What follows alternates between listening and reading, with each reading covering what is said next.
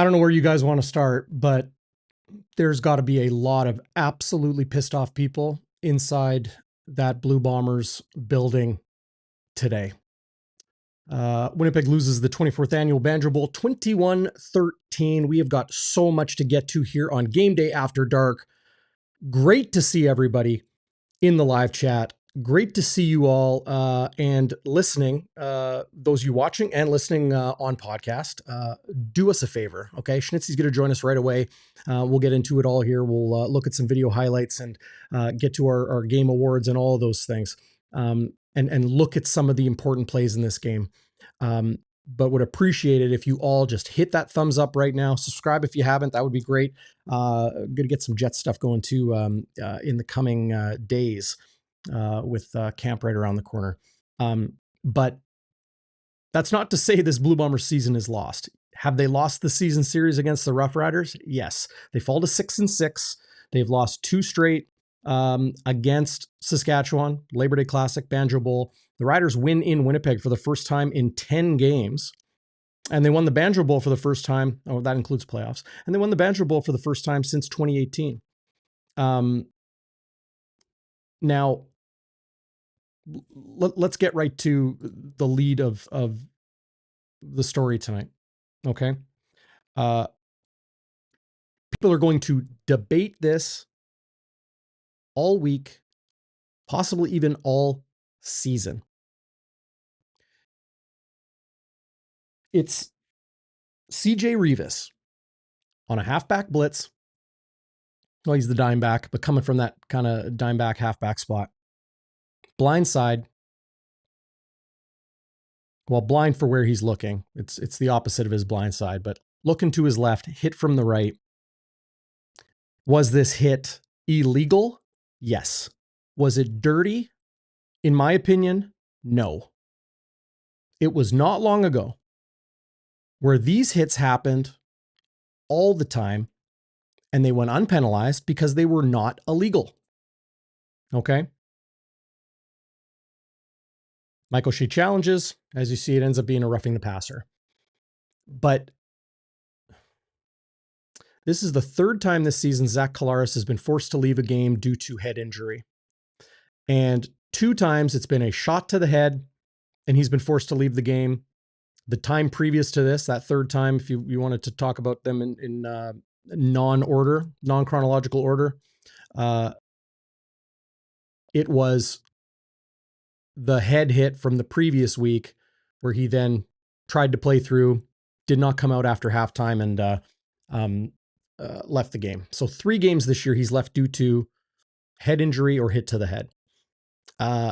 There will be a lot of people, including Milt Stiegel, on the TSN panel tonight, who says, if that was my kid, he would never play football again. Zach Collaros is not, his kid. Zach Collaros is his own man, and it will be his decision where to move forward from here. But no doubt, all of you in the live chat, those of you watching, listening, wherever you are here on Bonfire Sports, first and absolutely foremost, most importantly, we hope for the health, both short and long term, of Zach Collaros. He's a very, very good man. And you hate to see these sorts of things happen. Now, you can go back to games between the Blue Bombers and the Riders of years gone by, and you can talk about, who was it? Somebody in my Twitter mentions, broke him down. Yeah. Todd Moggy. 2023 in the Labor Day Classic, Pete Robertson headbutted Zach Collaros. In 2024 in the Banjo Bowl, Miles Brown hit Zach Collaros in the head. And in 2025, CJ Revis. Now, Pete Robertson's headbutt, absolute bullshit idiocy. The Miles Brown hit was pretty malicious. I would call it dirty. I did at the time. Led with his head. And I think you can go back and see that. If you look at the YouTube shorts on this Bonfire channel, you can see that hit from the 2024 Banjo Bowl. And then this Banjo Bowl, it's CJ Revis. And was it a dirty hit? No. And I don't think, I truly believe this. Okay. Just pulling it up for you guys to see again. It's not just Rider fans or those out there that are like, screw the Bombers. They're tired of the Bombers, 5 straight Grey Cups, enough of the Bombers, that would say this. Okay. There is going to be a lot of people neutral to the Blue Bombers and their fans, neutral, that will say, this is a tough instance. This is a football play. Because for decades, and I'm talking even recent years, that's a clean hit. It is now an illegal hit because we need to protect quarterbacks. He is absolutely defenseless. And maybe some people will look at that hit and say, well, it doesn't look too bad. Okay. That's a bad hit. Like, as far as what the punishment Collaros takes. Okay.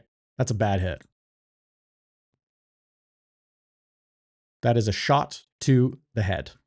The reason I say it's not a dirty hit is that Revis makes a legitimate attempt to tackle the quarterback. Okay. But by rule of the law, players can hit quarterbacks anywhere from the neck down and the knees up. It does not mean they can hit them in the knees. It does not mean they can hit them in the neck. It means they can hit them anywhere between those areas. Okay. The knees, the head, and neck are out of play. And this,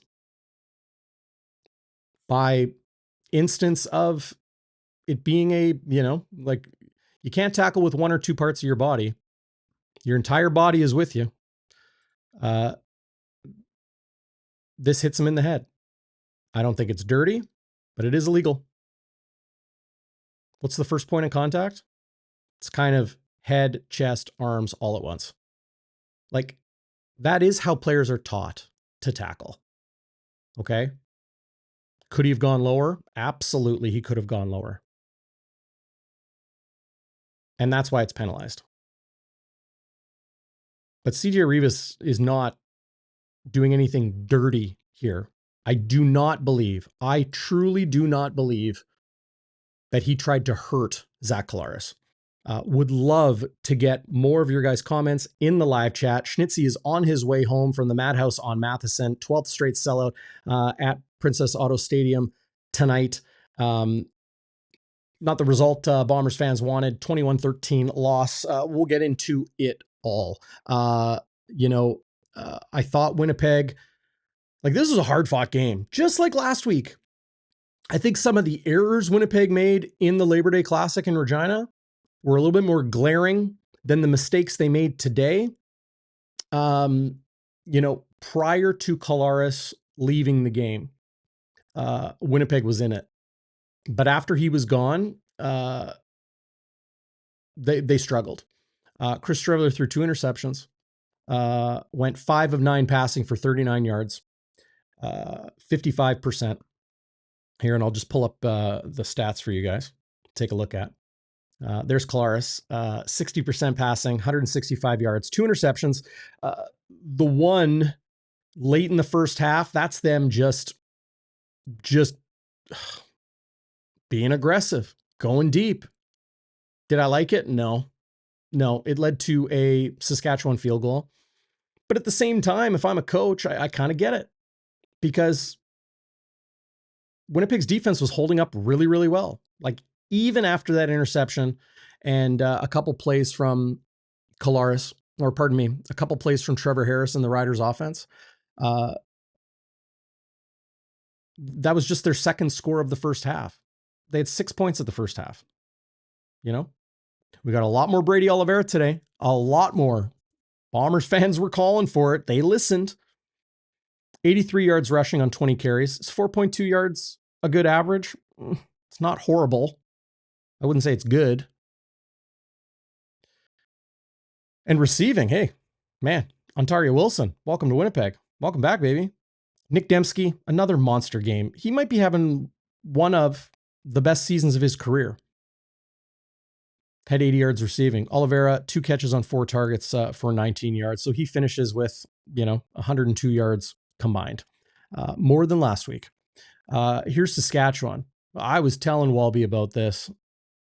Keyshawn Johnson, man. Watching Keyshawn against Dietrich Nichols all night, that was awesome.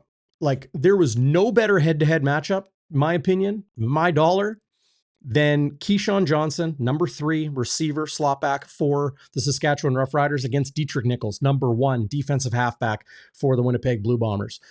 It carried over from last week, where Nichols would make a play, and then Keyshawn would catch a second down conversion, and then Nichols would knock a ball down on the next second down to keep them from moving the football on offense. It's been incredible to watch for 2 straight weeks. 2 of the best in the game as far as receivers, route running, and guarding defense, pass coverage from Nichols. Winnipeg's run defense, which was kind of my key coming into the game, was much, much better than it was last week. They did not allow those big explosion plays that hurt them so much in the Labor Day Classic. 𝘎𝙥𝙧𝙯𝙧 finished with 11 carries for 50 yards, 4.5 yards per carry. Tommy Stevens, I mean, don't get me started. Like, coming in on short yardage. And Mario Anderson couldn't get anything going after having a real big game last week. But Trevor Harris, well below his percentage as far as efficiency. He went 18 of 31 for, 58%, 240 yards, no touchdowns, interception, QB efficiency rating of 69. Talked about Keyshawn, like Mr. Second Down, 3 second down conversions. Dante Myers had a couple second down conversions as well. 𝘎𝙥𝙧𝙯𝙧, man, big one late, converting a second down. That was really his only catch on 5 targets. Winnipeg receiving, like we mentioned, Wilson, Oliveira, Dembski. Again, a game where Dylan Mitchell seemingly not around. 𝘎𝙤𝙤𝙧𝙀, he's big some weeks, and like this week, not so big. 1 catch on 2 targets. But I was really encouraged by Winnipeg's run defense. And we do have to remember, the Saskatchewan Roughriders are now 10-2.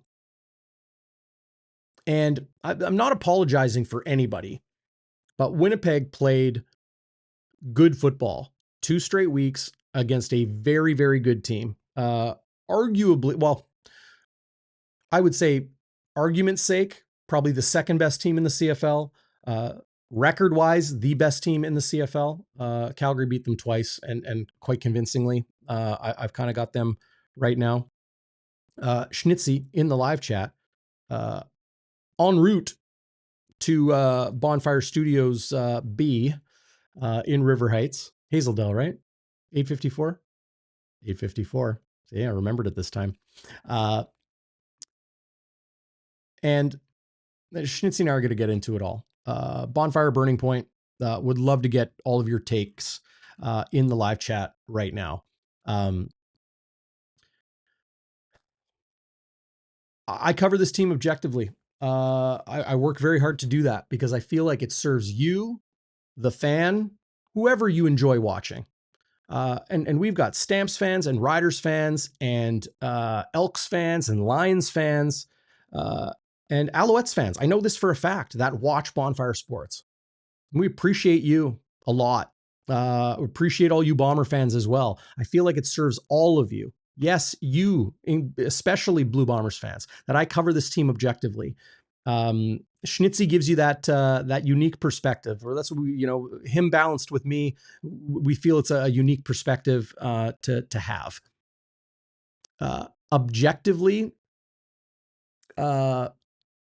just as somebody that's covered the Blue Bombers pretty much daily since 2011, and I would say, it's probably daily since 2011, and it's really kind of been my main day job since 2015. I hate seeing any player injured. Like Dalton Schoen last week, hate to see a season-ending injury again. But to see Zach Collaros get hit in the head again, and in the conversations I've had with Zach through the years, how he's always felt, Zach Collaros has always felt, he's been perfectly clear in communicating this to the media. He's always felt that this happens too often. And it's not just him. We all know Collaros has had a lot of headshots, concussions, the rest. But quarterbacks across the league, he is adamant, and I agree with him. It happens way too much, way too much. You just look at those rivalry games, Labor Day Banjo Bowl, and how many times Bombers quarterbacks, Collaros in particular, as I outlined just a couple of minutes ago, in each of the last 3 years of the Labor Day or the Banjo Bowl, he's gotten hit in the head. Happens entirely too often across the league. But even just looking at Bombers riders. So objectively speaking, hate seeing that, don't like seeing it. And then maybe on a more human level, it really pisses me off. It really pisses me off. I'm not calling any individual out or any group of people out. I'm just pissed off to see a Hall of Fame caliber player, incredibly talented athlete, good man, family man, take those shots to the head repeatedly. Hate seeing it. Pisses me off. And I think you guys out there that know me well, have followed Bonfire for years. You guys know I'm a football guy. I'm a football first guy. I've covered the NHL since 2011. The Jets, I've been to pretty much every game since 2011. We'll cover the game, the team again this season for NHL.com and for Bonfire. But you guys know I'm a football guy first. I'm going to call the Winnipeg Rifles game tomorrow afternoon down at Maple Grove Park in the CJFL.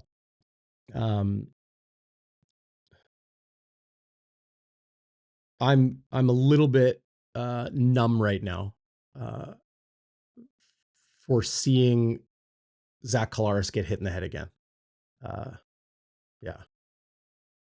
It's tough. What I'm encouraged by, though, is all of you in the live chat. Win, lose, or draw. You guys come here to Bonfire Sports to look at it all, to see it all. It's pretty great. The Chris Streveler situation, we'll call it. Okay. Let's take a look at his first of 2 interceptions. The second one was a Hail Mary. They're desperate. Was it, 1 second on the clock. But this was earlier. Here's a look at Winnipeg's drive. This is desperation time. 2:30 left, down by 5. And it's 2nd and 5. And this throw, man, this is not a good throw. Not a good decision. There's Tavon Campbell. He had 2 interceptions, had the Hail Mary interception with 1 second left as well, or no time on the clock. Had the interception on the 2-point convert last week. But here's Chris Streveler and a good look from our friends at TSN. There's Campbell. And this is Chris Streveler trying to get it over the linebacker, but it's just off target. It's just plain off target. And this is what you're going to get from Chris Streveler. You're going to get some good things. You're going to get some dynamicism. Okay. He is a dynamic player. But you're also going to get very inaccurate throws at times. Not all the time, but at times. And that is way outside. That is 2 feet to the left. And you could say, well, Dylan Mitchell needs to come back to that ball. That is not an easy ball to come back to. Watch Mitchell's feet. Just watch Dylan Mitchell's feet. He's kind of stuck in the turf there because he's not expecting it to be that far behind him. It's kind of like a bit of a inside curl route. You know, a dig. You just run upfield, kind of hook it back. And it's off target. And Tavon Campbell with the interception. Now, will Chris Streveler be the starting quarterback for the Blue Bombers moving forward? We don't know. But he could be. And, you know, speaking bluntly,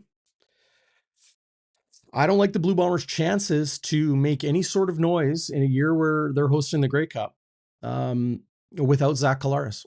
I've said it on this show many times. Many times. This team needs Zach Collaros, because it wasn't even like 6 weeks ago where a lot of people on this show, otherwise, you know, texting me on the Bonfire Hotline or and thanks for all the texts, by the way. I see them. I can't reply because I haven't like re-upped the subscription for the VoIP, that text service, but you guys can text 204-816-TIPS, 816-8477. Bombers, Jets, Sea Bears, NFL, thoughts, whatever. Shoot, fire away. I read them all. Tico Napoli, I'm reading your texts. I got yours the last couple days. But a lot of people saying, well, they need to move on from Zach Collaros. This team needs Zach Collaros. They need Zach Collaros. He is by far their best quarterback. He is by far their best opportunity to win. And anybody that says, well, he's one hit away. Guess what? A 19-year-old in the NHL, a 22-year-old in the CFL, the NFL, every single person on that field, heck, even the officials, they're all one hit away. All of them. I don't care who you are. I don't care what your injury history is. I don't care how sterling your health is or how bad your previous health is. I don't care. Everybody on a football field is one hit away from it being the end. Love the live chat. I wish I could follow along. You guys are absolutely peppering it. It's great to see. We have got nearly 400 people watching live. Hit that thumbs up. I think only 29 people have hit the thumbs up. So go do that right now. Just hit that thumbs up. Would really, really appreciate it. A lot of people have very strong thoughts about the game tonight. Collaros, the rest. THP Power says O-line not nearly good enough for any QB right now. I hear what you're saying. You know, let's look at a couple of the plays where Saskatchewan got pressure on the quarterback tonight. Okay. Here is the Malik Carney sack. Okay. I'll pull it back. This is a convergence of a lot of pressure. I want to look at that again. Maybe we'll get a better view here on the replay from TSN. But yeah, I mean, here's at this point, Collaros looks a little worse for wear. But Paul Apolis, love his insight on the broadcast. But that's just a great passer. There's a reason why Saskatchewan is number one run defense in the league, among the top teams in defensive line pressure on quarterbacks. They bring it. Now, is that why Zach Collaros got hurt? No, it's not. You cannot be that simplistic with it. The guys are just getting beat, like sometimes. If you look at the Collaros hit.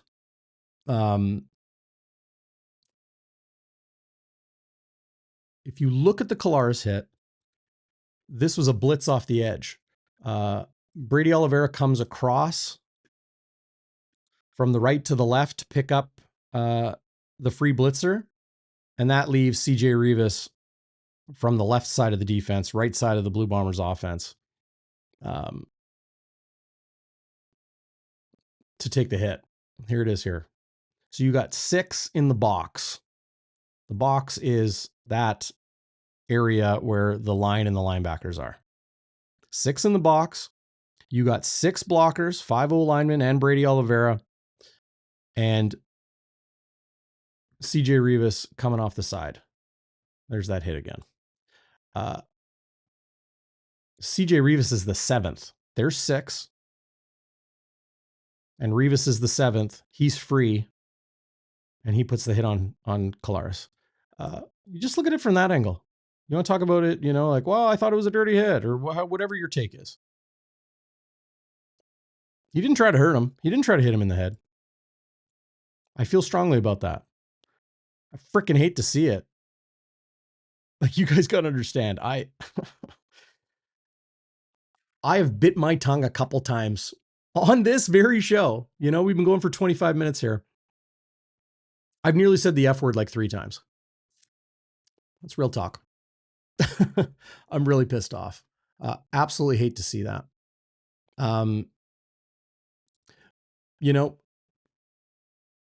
We can move on from Saskatchewan's defense against Winnipeg's offense. We can talk about Winnipeg's defense. If it wasn't for Winnipeg's defense, here's 2nd and 10. Early in the fourth quarter. Big stop. This was a big stop on 2nd down. Led to a Brett Lawther 41-yard field goal. Put Saskatchewan ahead 15-13. They made some really nice stops defensively. Let's see what this play is. I got this one pulled up here. Oh yeah. This play. This was a little bit earlier in the fourth quarter. Pass this was challenged. Trey Vavel on Robustelli led to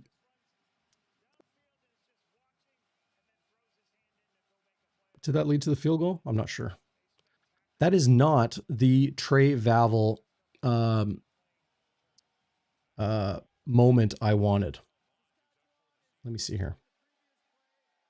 Let me see if I can find it. Absolutely awesome atmosphere at the stadium tonight. Absolutely awesome atmosphere. Love that. That was really great to see. Well done, Bombers Nation. Riders fans who made the trip out. I got a chance to see some people last night. Oh, yes. Okay. So here we go. I got it for you guys. Here. We'll make it look good. Winnipeg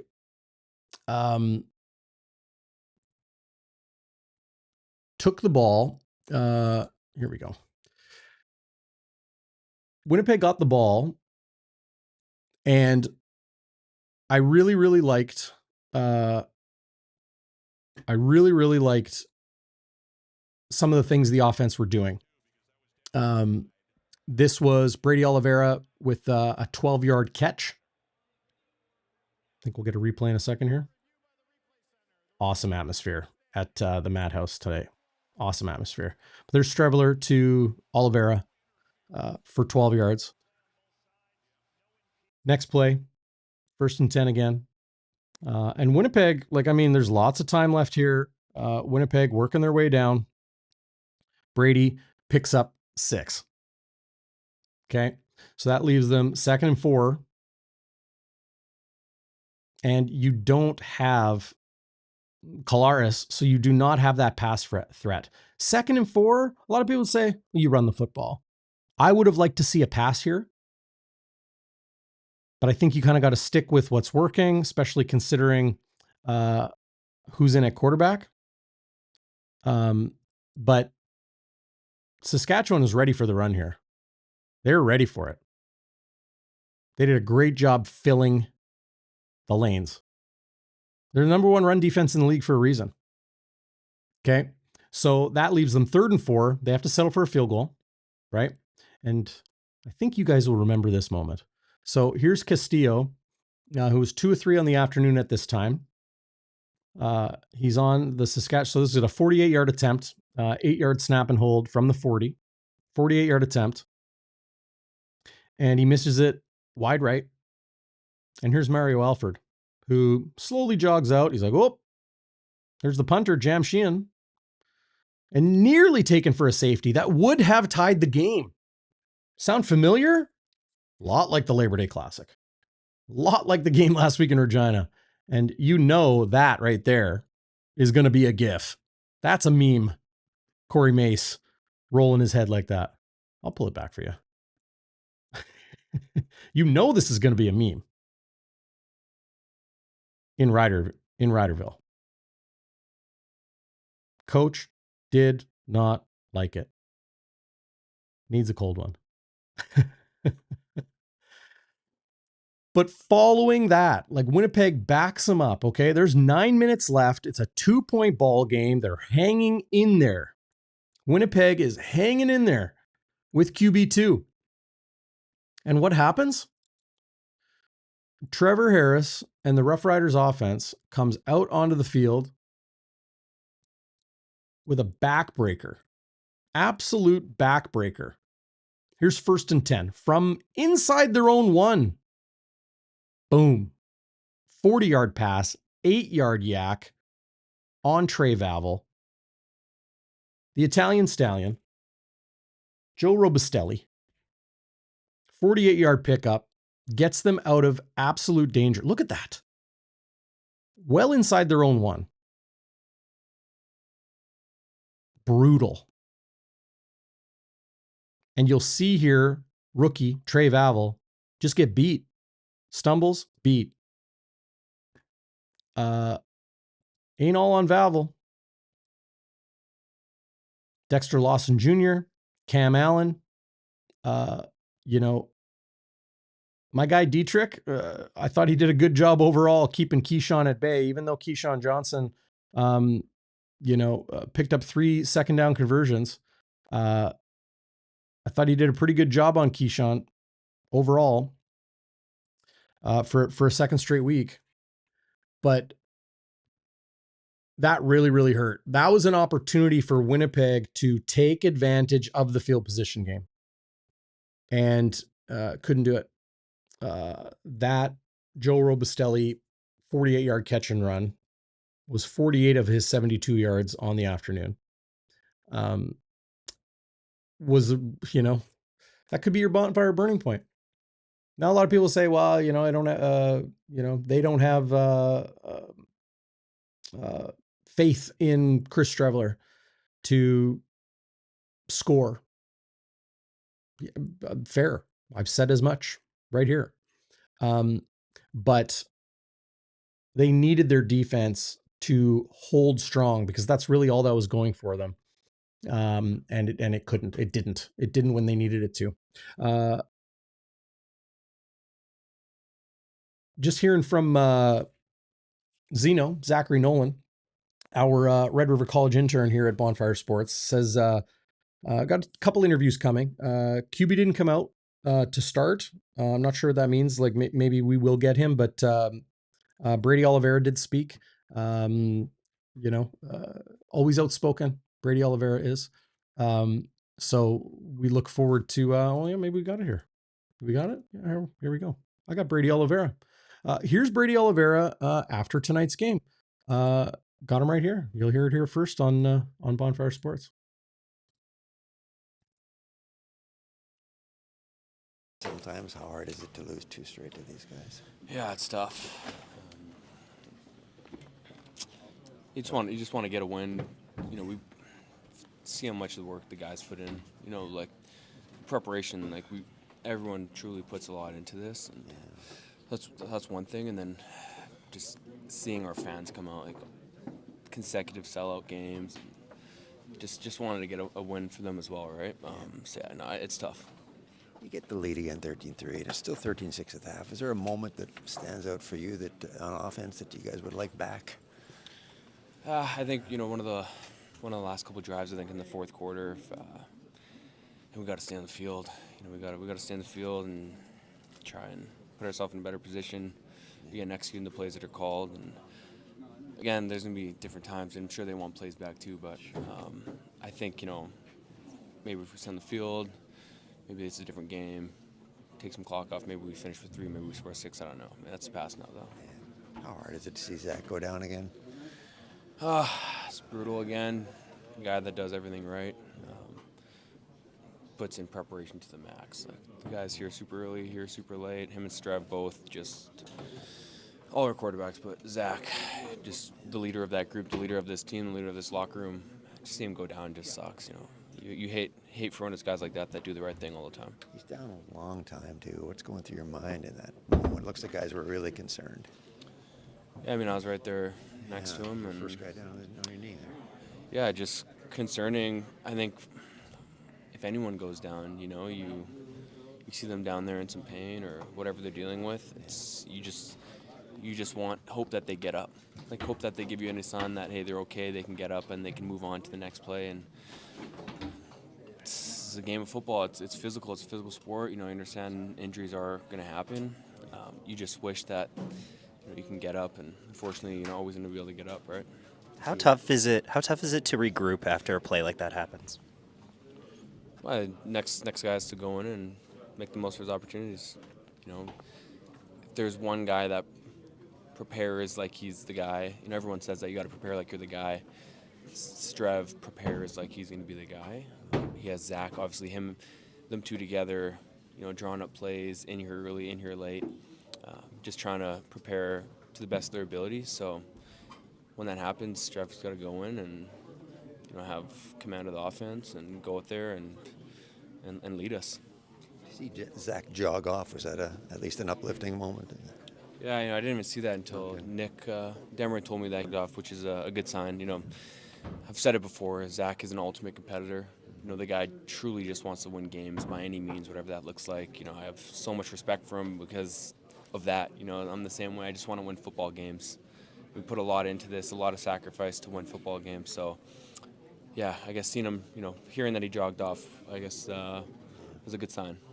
It was an all-out blitz by them too, right? You picked up one side of it, the other side left untouched.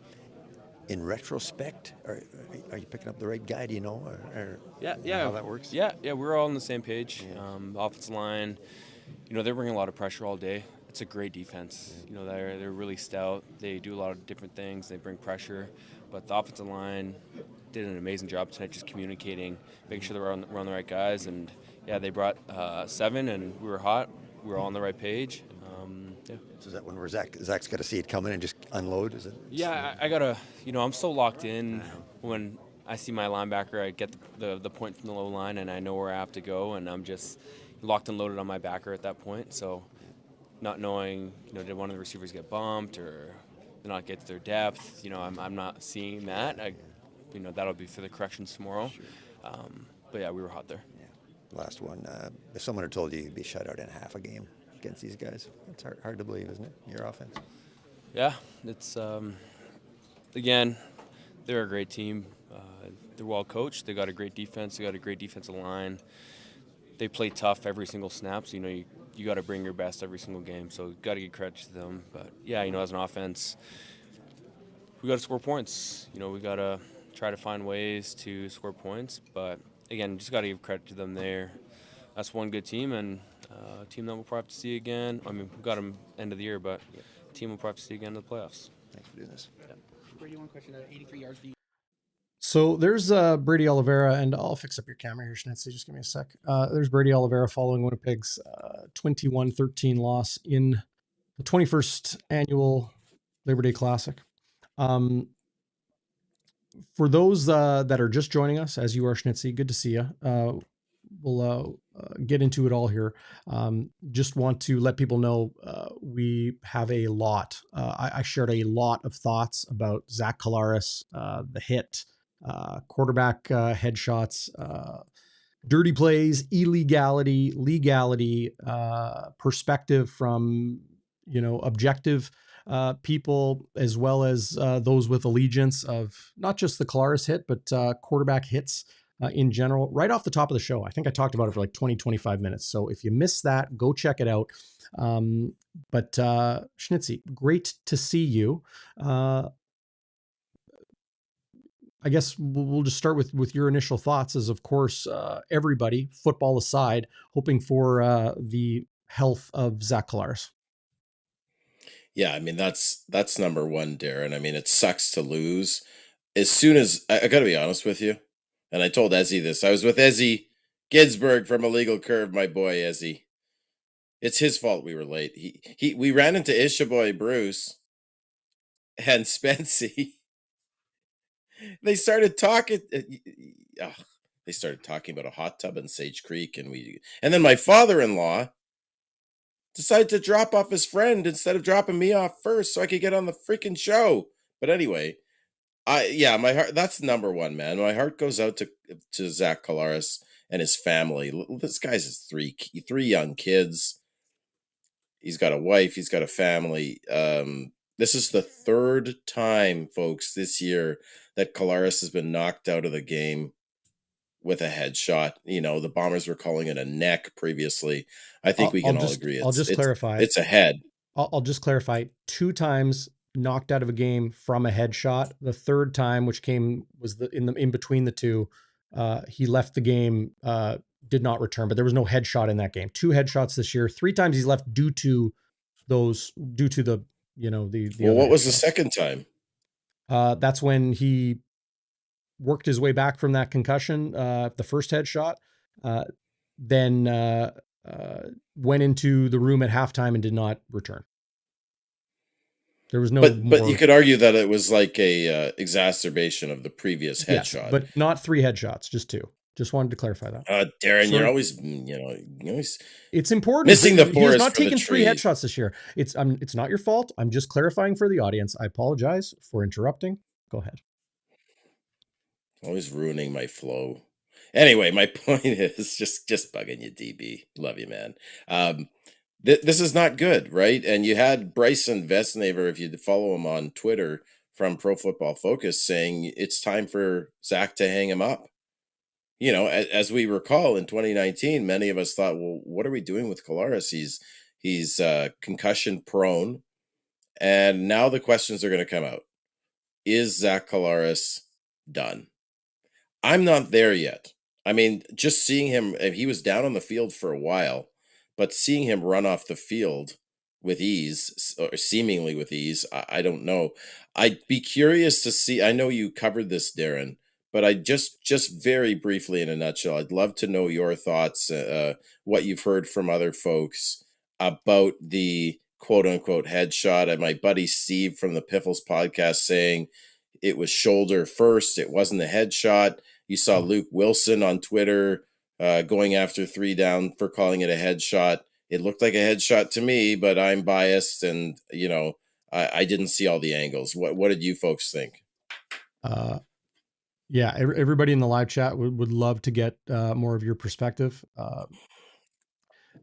It depends. Like, look, a lot of people are going to be like just tuning into the show right now, and they'll be like, "What the frick are you talking about, Bombing?" But legit, go to the beginning of the show. For those of you that are just tuning in and hear my extended thoughts on it all.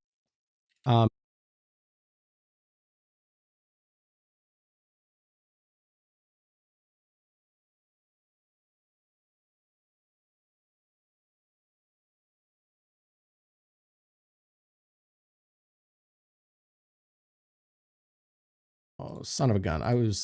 We were muted there for a sec. Schnitzy, I apologize. A lot of people are going to wonder, or I'll apologize. We were muted there for a second. I'll get back on track. it depends what your definition of a quote unquote headshot is. Okay?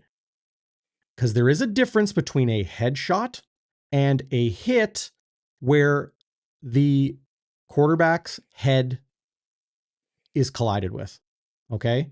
There is a definitive difference. A headshot, by definition, in my opinion, Schnitzy, is a shot to the head. Targeted shot to the head, where the head is both the initial and primary point of contact. Okay? This CJ Rivas hit was illegal, but it was not dirty, nor would I call it a quote unquote headshot. Okay? A headshot is a shot to the head.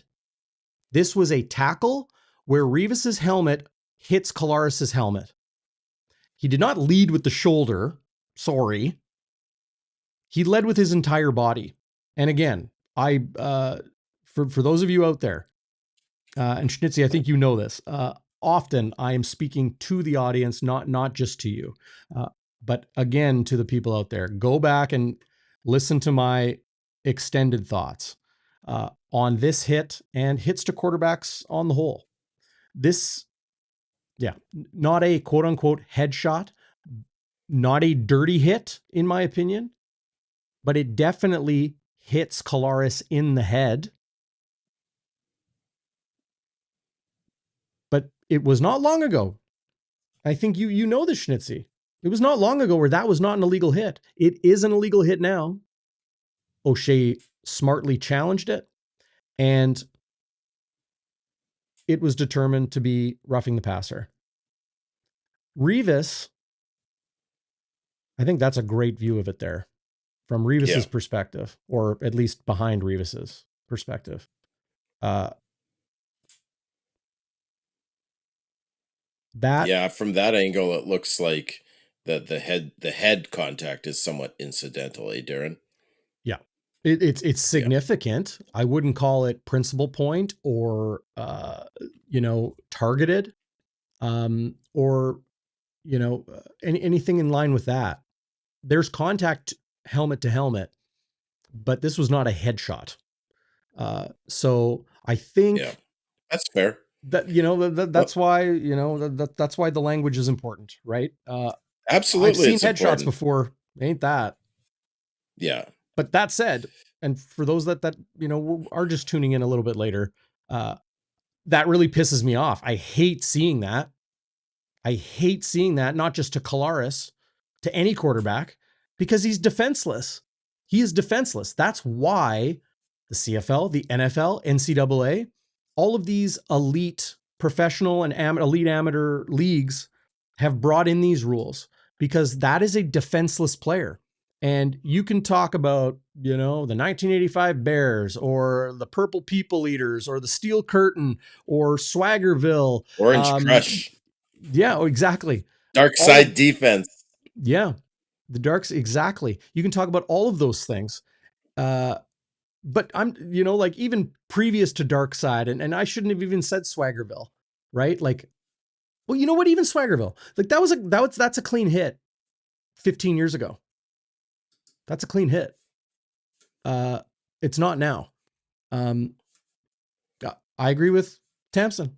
Hit was not malicious. Sucks that it happens. Just before you joined us, Schnitzy, I was saying how I have definitely bit my tongue like a dozen times on this show.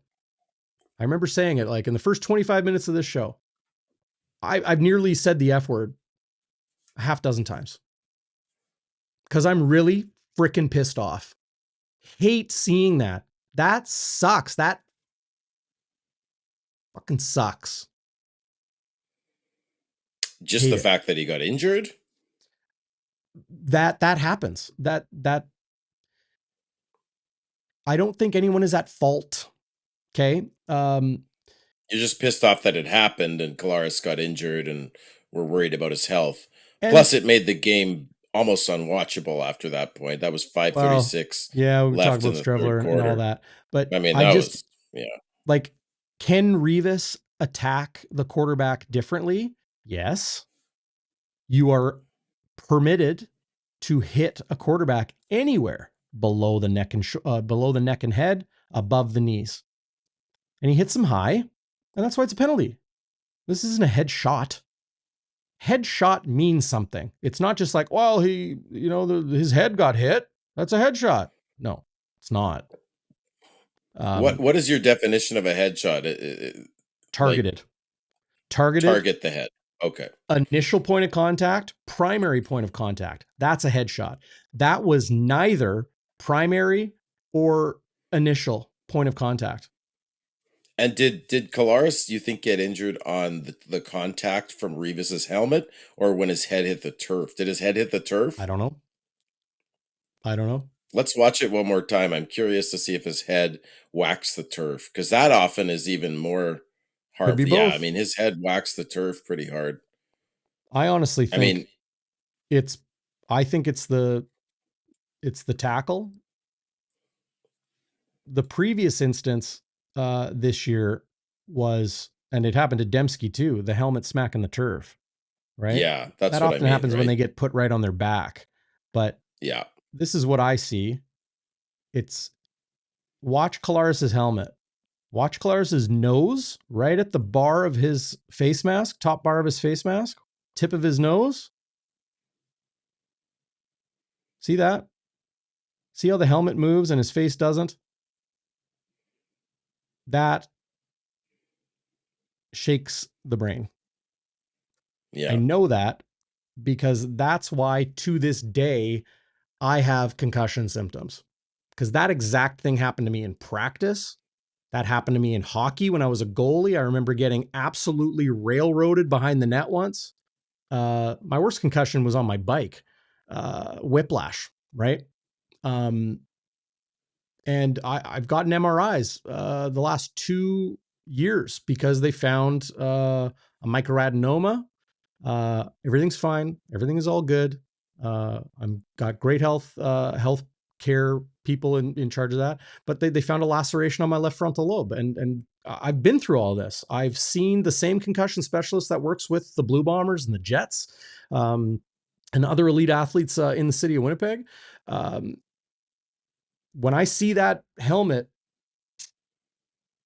that's a head shaker. I say that as respectfully as I can because it absolutely fucking sucks. Yeah. That's why I hate seeing It that. does. Yeah. It does, both from a football perspective, but more importantly, a personal perspective. Hart Singer with a super chat. Thank you, Hart Hey, Singer. and Hart, guess what? Oh, sorry. You read it first, and then I'll That's okay. chime That's in. all right. No, read thanks, it. Hart Let's Singer, read for it. the super chat. Just my opinion, says Hart Singer, but Winnipeg lost its edge on D when they let Big Hill go. They should have kept him and transitioned him to the coaching staff. They lost their heart. He didn't want to coach. Yeah. All due respect, Hart Singer. Thank you for the super chat. Yes. He didn't want to coach. He said that. Yeah. And look, he's playing now for the Stampeders. And Winnipeg's stacked at linebacker. If they were smart, they might try to swing a trade for a veteran DB right now. Can I go on a little bit of a rant? Please.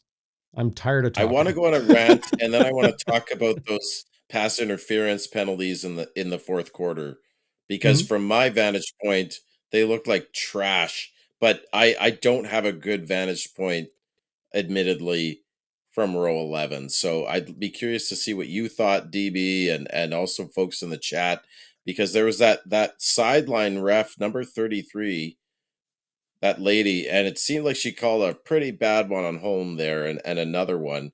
But I'm seeing this on the chat. I got a text from a buddy. He's on the chat too. And it's pissing me off. Shoot. And what's pissing me off is people calling out the defense. Okay? Saying we didn't get enough pressure on Trevor Harris. Let me read you the stat line, folks. I know it doesn't look sexy when you rush 3 and drop 9. I know it doesn't look great. I know that, like, on the surface, it's very frustrating. I get it. But the Winnipeg Blue Bombers allowed 21 points. 10 points off of turnovers, I believe. Okay? This is Trevor Harris's stat line. This is the the front runner for the MOP. A guy who has the most explosive plays, who had the best efficiency rating in the CFL. He comes in here. He has a 58.1% completion percentage for 239 yards, a pick. Holmes should have had another pick near the end zone, and an efficiency rating of 69.2. That is his worst game of the season. You might not like how it looks, folks, but when your defense keeps that Riders offense to 21 points, you should win the flipping game. Everything was pretty even across the board, right? Second down conversion rate, offensive plays, let's go net to that. Offense, 40% second down conversion percentage for Saskatchewan. Zach, it's all very similar between Winnipeg and Saskatchewan. I absolutely agree with you. I had 1 somebody for 2 in the red zone. I had somebody message, like tweet me during the game saying like Winnipeg needs to get more pressure on Trevor Harris, and I'm like, 2 field goals in the first half. Like this was at halftime. 2 field goals against isn't good enough for you? Absolutely. Like, exactly, Darrin. They don't. Nobody keeps score of yards, and it's not even like they allowed a ton of yards. Like they didn't. Saskatchewan had 337. Oh, sorry about that. How did I do that? What'd you do? How did I do that? Oh, I dialed up your 337 yards of net offense. Yeah, you should win if your defense limits the other team, an explosive offense in the Riders to 337. Yeah, you might not like how it looks. Yeah, it's like that Robitussin or some of those cough medicines. You might not like the taste, but it works. Just like Robustelli. Oh, that's what I thought. Yeah, Robustelli. No, don't get that's going to be. Don't even. Oh my God, I'm so enraged. Defense, I thought, did its job. That Trey Babel double move he allowed on Robustelli for 48 yards when Saskatchewan was at their 1. We'll talk about that later. We looked at that one earlier. Let me just tell you a couple other stats here. 98 yards of rushing for Saskatchewan. Okay? Not the greatest, but it's under 100. That's a lot of that good. Was Tommy Stevens. Yeah, at the end, which I actually thought was really smart by Mark Mueller and that Saskatchewan coaching staff. I'll pull up the stats here while you're speaking, Schnitzy. Yards per attempt for Trevor Harris was 7.7, folks. That's good. The defense is not the problem. No. It's the offense and special teams. Sergio Castillo misses a 48-yarder. You can't miss a 48-yarder in a game like a tight game like this, a 2-point game. He misses a 51. Well, people are going to miss a 51-yarder. Okay, but in this game, they needed Sergio to be locked in and to hit those. There wasn't really much of a wind. Okay, so T. Will says it's not the stats, it's the timing of some of the plays. Yes, I would argue the Bonfire. Go ahead. I was just going to say to T. Will's, and T. Will, like, you got great comments. I love it. Keep bringing it. But to that comment, I disagree. I think if you're looking at it that way, they didn't get stops when they needed to. I think you're completely looking past the times they did get stops when they needed to. When it was 3-3 and like, it's in my Twitter, who was it here? The prior, when it was 3-0, Winnipeg stopped Saskatchewan deep inside their territory and kept it to 3 points. They then quickly scored a 6-play 70-yard touchdown to go up 10-3. To me, that was the most important moment in the first half. Huge defensive stop early in the second quarter, and then going down and scoring. That was when 𝘎𝙤𝙧𝙧𝙯 had the drop. That's right. Here it is. This is the moment. This was a huge stop from Winnipeg's defense. And don't give me this, well, 𝘎𝙧𝙧𝙯 dropped it, so they should have, the defense is in play. No, it's a stop. Okay? Saskatchewan started on their own 40. They go 8 plays to this point. This was their 9th play, 53 yards. Like, this was a nice drive. And this drop, it was ruled afterwards a drop after initially being called a catch and a fumble. But like, look at this. Clearly a drop. Okay. Maybe not the best hands on a 𝘎𝙤𝙧𝙯. Tucks it, loses it, right? And I think Winnipeg recovered, but neither here nor there. This was a huge stop for Winnipeg's defense. Huge. Yep. Led to a field goal. Defenses like to say, right, Darrin, hold them to 0, 1, or 3. They held them to 3 in the red zone. I don't have a problem with the defense. Now, I have a problem with when Saskatchewan was on their 1-yard line after Castillo missed the field goal. That field goal would have put the Bombers ahead. They were only down 15-13. They had a nice response drive with Chris Streveler in the game. 8:53 left in the fourth quarter. And Vavel gets beaten on a double move for 48 yards. 40-yard That catch, cannot 8-yard yak. happen. Yep. That cannot happen, Darrin. You cannot allow, look at that, and he's shush, and as he should, that shut up the crowd, it shut up the sideline. Yep. Monster play. As Vavel, if Demario Houston isn't in for Vavel next game, I don't know what they need to see. You absolutely cannot allow that to happen on a stop and go route like that when It's the not team even is a on their 1 yard. This is a 1 just yard a this line is or just double a move. this is just a hesitation step. Yeah. Yeah, fair Just look at enough. this. Maybe not even a full stop. Yeah. That's not You like an just, out like- that's not a true double move. Like you know, it is like, you know, it's not wrong calling it a double move. But look, it's just a that's all it Yeah. is. Shit. And I that's see a high school players do that all the time.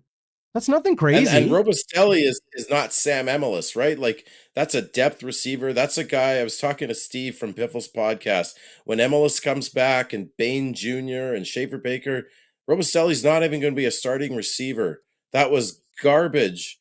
And that to me was I know we're not quite in our awards, but I'm talking about it anyway. Yeah. That was my bonfire burning point. You could argue the bonfire burning point was with 5.5 minutes left in the third when Collaros went down, right? Because the offense did nothing. The offense was shut out in the second half. Another third quarter with 0 points. They only have 33 points in the third quarter in 12 games now? Like, that's not good enough. And I don't care if it's your second stringer.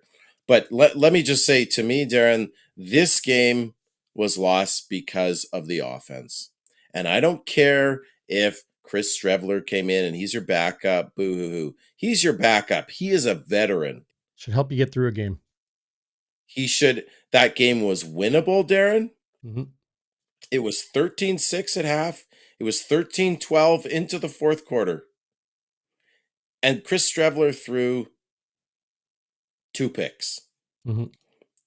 Let me tell you Chris Streveler's stat line. And I'm not putting this all on Chris Streveler. I think the O-line has some issues. He was 5 of 9 in a quarter and a half for 39 yards, 55.6 completion percentage, 2 interceptions, although one was a Hail Mary. I can't believe that's the farthest that Chris Streveler can throw on that Hail Mary. But anyway, it got to the 20-yard line, for God's sake. Wow, it doesn't mean that's as far as he can throw, but he, you know, well, up there. You got to throw to the end zone on a Hail Mary, don't you? Yeah. I mean, unless you're looking for a pass interference, it wasn't near the end zone. And he had an efficiency rating of minus 26.2. That's just not going to get it done. And you can talk about that he's a backup. You can talk about the Saskatchewan being, you know, the best D-line in the CFL with the most sacks, blah, blah, blah. They didn't even sack Streveler. You're not going to win that way. And now they're going into Hamilton, a place they have a hard time winning in the first place, except for maybe last year, Darrin. And they are duking it out with BC for third place. This team is not going to get a home playoff. They are not going to get a home playoff game. That would be a miracle if they got a home playoff game. No, they've lost the season series to both Saskatchewan and BC. Exactly. That doesn't mean They won't, but it means, highly improbable. It means they gotta get ahead of Saskatchewan or Calgary. And right now, Saskatchewan is 10-2 and Calgary is right there. What is It's Calgary not right going to now? happen. 8-3 Now I'll give 𝘎𝙤𝙤𝙧𝙧𝙯 some credit. right now. Darrin, like he gave the ball to Oliveira even when it wasn't working. He gave the ball to Oliveira. Who? But aside from Who gave it one to? play in the Hogan called more run plays. Oliveira had 20 carries. Yeah. Only a 4.2-yard average. He stuck with them even when it wasn't really working too well. Oliveira also had 4 targets and 2 catches. So he had 22 touches. Yeah. Right? Yeah. It was more balanced. I mean, that intermediate pass game was working in the first half with Zach Collaros. Ended up with 165 yards in the first half. Thanks for the I think he super maybe chat, went, Friesen. yes, Freezer. Appreciate you. I think maybe Hogan went to the well too many times trying to throw it to Wilson. That first interception was I think on Wilson. I think he needed to keep running his route. Schnitzy, I don't even think it's worth dissecting play calling when Collaros gets knocked out of the game. Because this Not team, worth it. It's not, because that's not the dissecting the play calling and, well, they should have threw to this guy more. No, Zach Collaros got knocked out of this game. That's it. But no, I disagree. That's it. Strevler came into this game 2-0 as a start. He's a veteran. He should be able to win you a game. Paint the picture of what could have gone different, and Winnipeg would have been able to score and win this game. Darrin, Strevler had an Maybe I'm efficiency wrong. rating of -26. That's garbage. Say again? He had an efficiency rating of -26.2. You're talking about play calling. Yes. Who cares about play calling? He wasn't efficient. He didn't play well enough. That has nothing to do with play calling. Oh, I disagree. Oh, they should have run the ball, or they went to this guy too much. No, Chris Strevler didn't play well enough for Winnipeg's offense to do anything. Turn the ball over. Couldn't get in the end zone. Ways, Darrin, just listen. There are ways to capitalize on Chris Strevler's strengths. There was one play call where it was play action and Strevler bootlegged and ran for 6 yards. That's the type of play call you need. I like that play. I like that play. That was a great play call. Yeah. When you have a quarterback that isn't a great pocket passer like Chris Strevler, you need to rely on play calling to bring out his strengths. This was a winnable game. You had that bootleg and you had the 6-yard gain. They ran it to Brady, right? Great. Keep running to Brady. But where was the play action? Yeah, great. They faked the sweep. Where was the play action? You're talking about faking run plays to make Chris Strevler to make Chris Strevler beat you with his arm. You said it. You didn't let me finish. I'm not finished. I'm not finished. Don't yell. I'm yelling. I know you're mad. I know. They established the run. One of the reasons you establish the run, Darrin, is to set up play action so that the linebackers bite. Okay? Linebackers bite. Then you get Strevler running outside the pocket. I don't want Strevler thrown on the run. I don't want him thrown on the run. Remember that throw earlier this year to the end zone? That was terrible. Yes, that was one bad throw. On the run. I'm not saying Darrin, I'm not saying Strevler's good on the run. I'm not saying he's a good thrower. Keep making your point. Yeah. But I believe that Strevler is a better passer when he doesn't have to read the whole field. You get him on the run, you cut the field in half, and he makes plays off script, or the receivers come back to the ball. Get him to throw on the run, and if there's nothing open, let him run the ball. Like that. And that right there. Okay. That's play calling though, Darrin. Because listen to me. You're telling me this is play calling? Go ahead. Yes, and I'll tell you why. they are in field goal range, right? They're only down by 5. 2 field goals win you the game. There's less than 3 minutes. There's still time to get 2 field goals. You need first That down. was the most important play of the game. 2nd and 5. And who does he throw to? A guy who had zero targets. Schnitzy. 0. I don't care who he throws Why to. are you throwing to Dylan Mitchell? Because he's open. You're throwing to him because he's open. I'm sorry. This is where I will definitely. Man. This is where he is open and he misses him by 2 feet. That is a horrible throw. His arm got hit. I think his arm got hit. Did his arm not get hit? Let's have a look. Let's see. So it's play action. I think his arm gets hit because that's an absolute duck. So I'm trying to understand from you. Is it play calling? Maybe Zach Collaros has a quicker release than Chris Streveler. Psst. Guess what he does? He does have a quicker release. Zach Collaros has a better everything than Chris Streveler. Exactly. That's why I'm saying Winnipeg, like, I don't know if there was a path to success after Collaros got knocked out of this game. How can you say that? Of course there's a path to success. Yeah, it's possible. Your backup should be able to come in and win you the game. But I'm not going to criticize the play calling and say, well, they went to this guy too much or they should have run there. Where's the play action? I'm not going to get into that because in the end, you have a subpar quarterback running the offense at that point. That's why. It's not, well, they should have tried this. They should have done that. To me, that is a silly way of telling people like, wow, you know, if they tried this, it would have gone differently. If they tried that, it would have gone differently. Sure. But in the end, they lost because Chris Streveler was running the offense and not Zach Collaros. I had no problem with the play calling. I had no problem with, well, they went to Wilson too much or not enough or the play action. I had a problem with none of that. Chris Streveler came into the game. Winnipeg couldn't score anymore, period. No, they couldn't. We'll agree on that. Darrin, the PI calls near the end of the game, there was a one on home. Is that maybe extremely costly? Is that maybe your westward wide to the right? What's that? The PI calls. I don't know. Actually, I'm curious. From my vantage point, they looked like let's get into horseshit calls. Let's see. Let's get into it. No, let's get into it. Let's get into your westward wide to the right. Well, I don't know what my westward wide to the right is because I need those to PI see calls a you didn't replay like on those PI calls. I need to see. Folks, what did you think of those PI calls? There was a couple in the second half. Well, you want to do your bonfire burning point first? Sure. Okay. Bonfire burning point to me.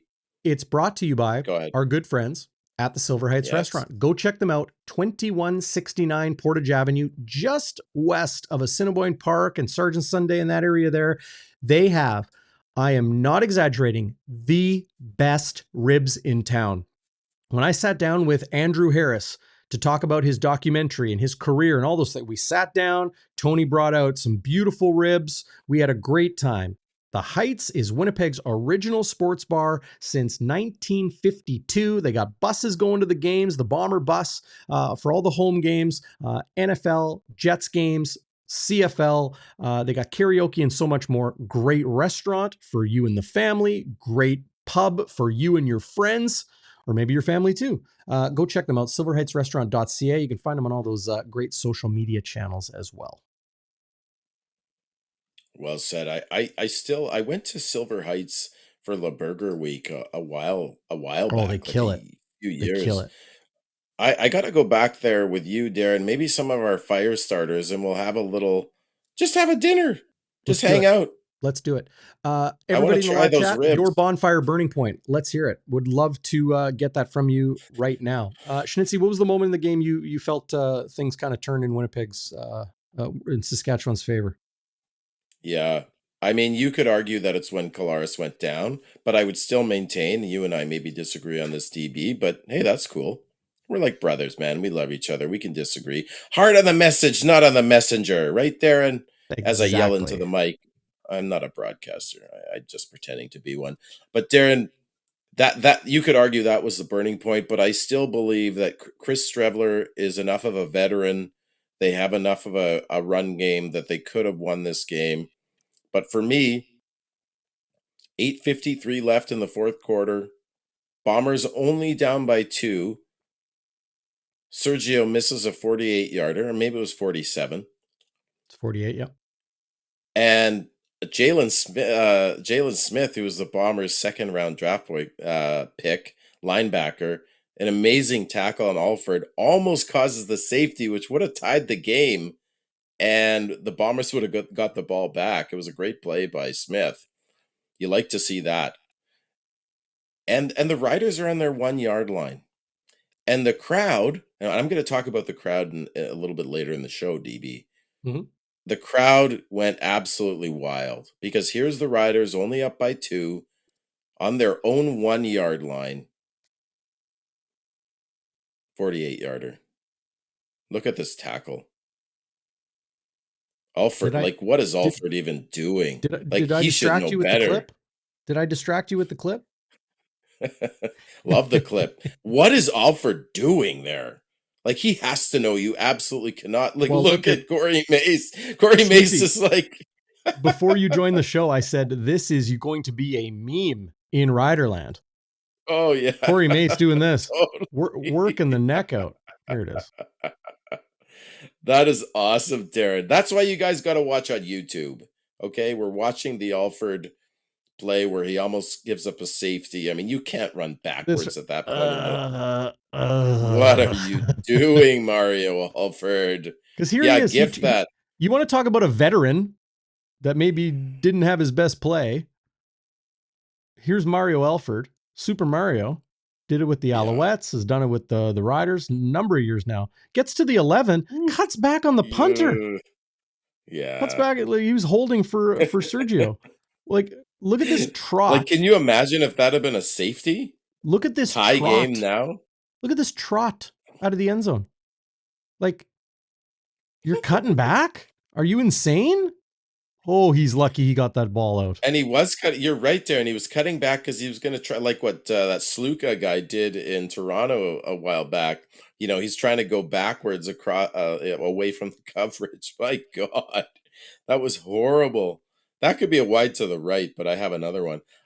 So that Saskatchewan's at the 1-yard line, Darrin. Yep. Okay, time's ticking down.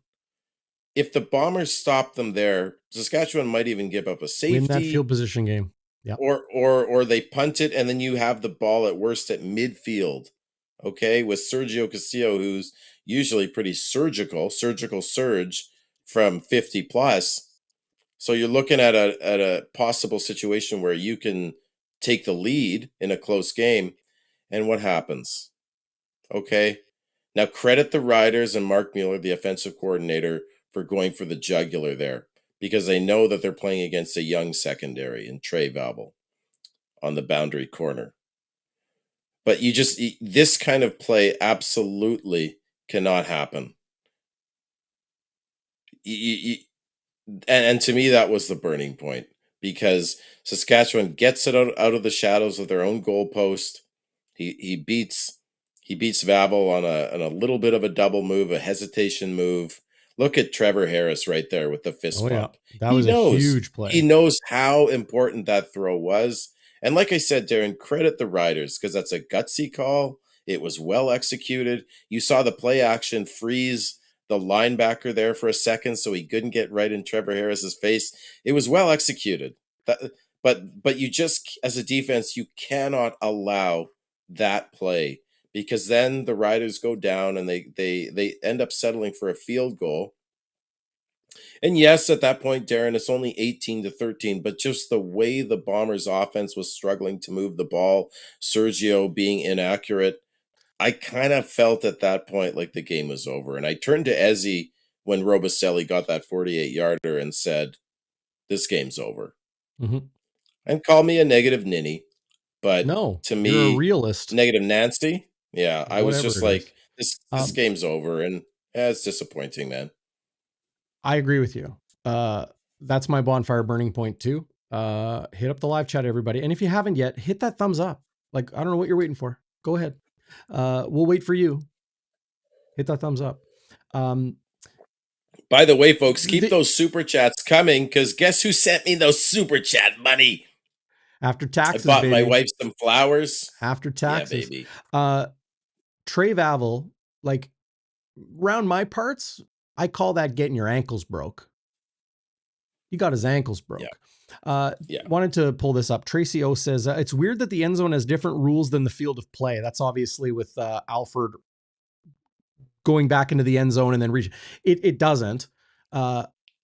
Wherever the ball is the line of scrimmage, right? It's when it's down before it's snapped. That's where the ball is in the line of scrimmage. And when a player gets tackled, it's where the ball is.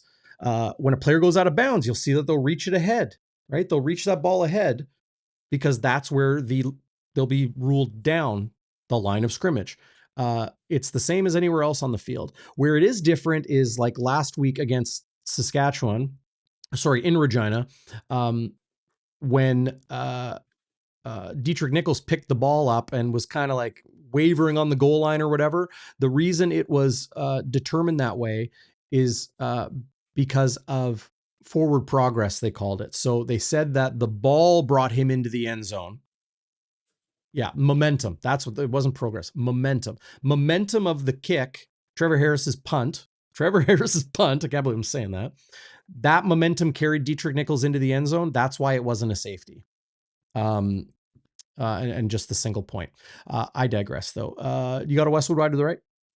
Before we hear from head coach Mike O'Shea. Oh, here it is. Oh, let's do that. That'll be rich. Do you want to do you that know what? first? Let's get right into O'Shea right now. How about that? Here's the head coach following today's loss in the Banjo Bowl. How hard to lose back-to-back to this team, given the rivalry? Yeah, it's not hard to lose back-to-back. It's hard to lose. Period. It's like, you can end the sentence there. Where'd you guys lose it? I don't know. They're a good football team. We didn't play our best. We make a couple mistakes and take some penalties and don't score enough points. I mean, it all adds up, right? But once again, I think a pretty hard-fought battle. Just not good enough at the end to have the score in our favor, right? How hard to see Zach go down and stay down as long as Yeah. How concerned? Yeah, he doesn't stay down. Usually, Yeah, it's not comforting by any means. I hate to see that. Can you give us any sense of whether he'll be okay? I'm sure he'll be okay. When, I don't know. There's no update. Was it encouraging? Should it be encouraging to see that he jogged off? Encouraging for you? Yeah, he's a tough cat now, Where does this leave you guys? I know you don't like to look at records and standings, but I don't think there's any point in it. We're either going to improve and get to where we want to get to, or we're not. But I just bet on our guys that we're going to improve. I mean, we lose by 8? 8? Yeah. Yeah. And you're 0-5 against the teams ahead of you in the West. That's true. That must suck. Once again, I got a lot of faith in our guys that they're going to come back to work tomorrow, and then they're going to have a day off, and then they're going to come back to work the day after that, and they're going to be excited to be on the field and looking forward to getting better and looking forward to get to Hamilton and find a way to win, right? Hi, Coach. Split points off turnovers in this game. I think they got, 17 points off turnovers, 2 touchdowns and a field goal, and then in the last game they got 2 touchdowns off turnovers. Just kind of talk a bit about how costly turnovers have been in these 2 games against these guys. I think that's one of those metrics that's well known across football, from minor football all the way through to the pro level. Is if you lose the turnover margin, you have a chance of losing the game. There are some games where you end up winning, even though you're behind in the giveaway takeaway category. But we're not there yet. We're not there where we're taking the ball away enough or surviving giveaways. But once again, it's football, right? They get paid. They're a good football team. We just got to figure out a way to take care of the ball better and limit the damage when it happens, and then take the ball away a little more. Okay, last one for me. Just the first interception that Zach threw to Wilson, did it look like there was a bit of miscommunication there? Or Yeah, what was your read on that play?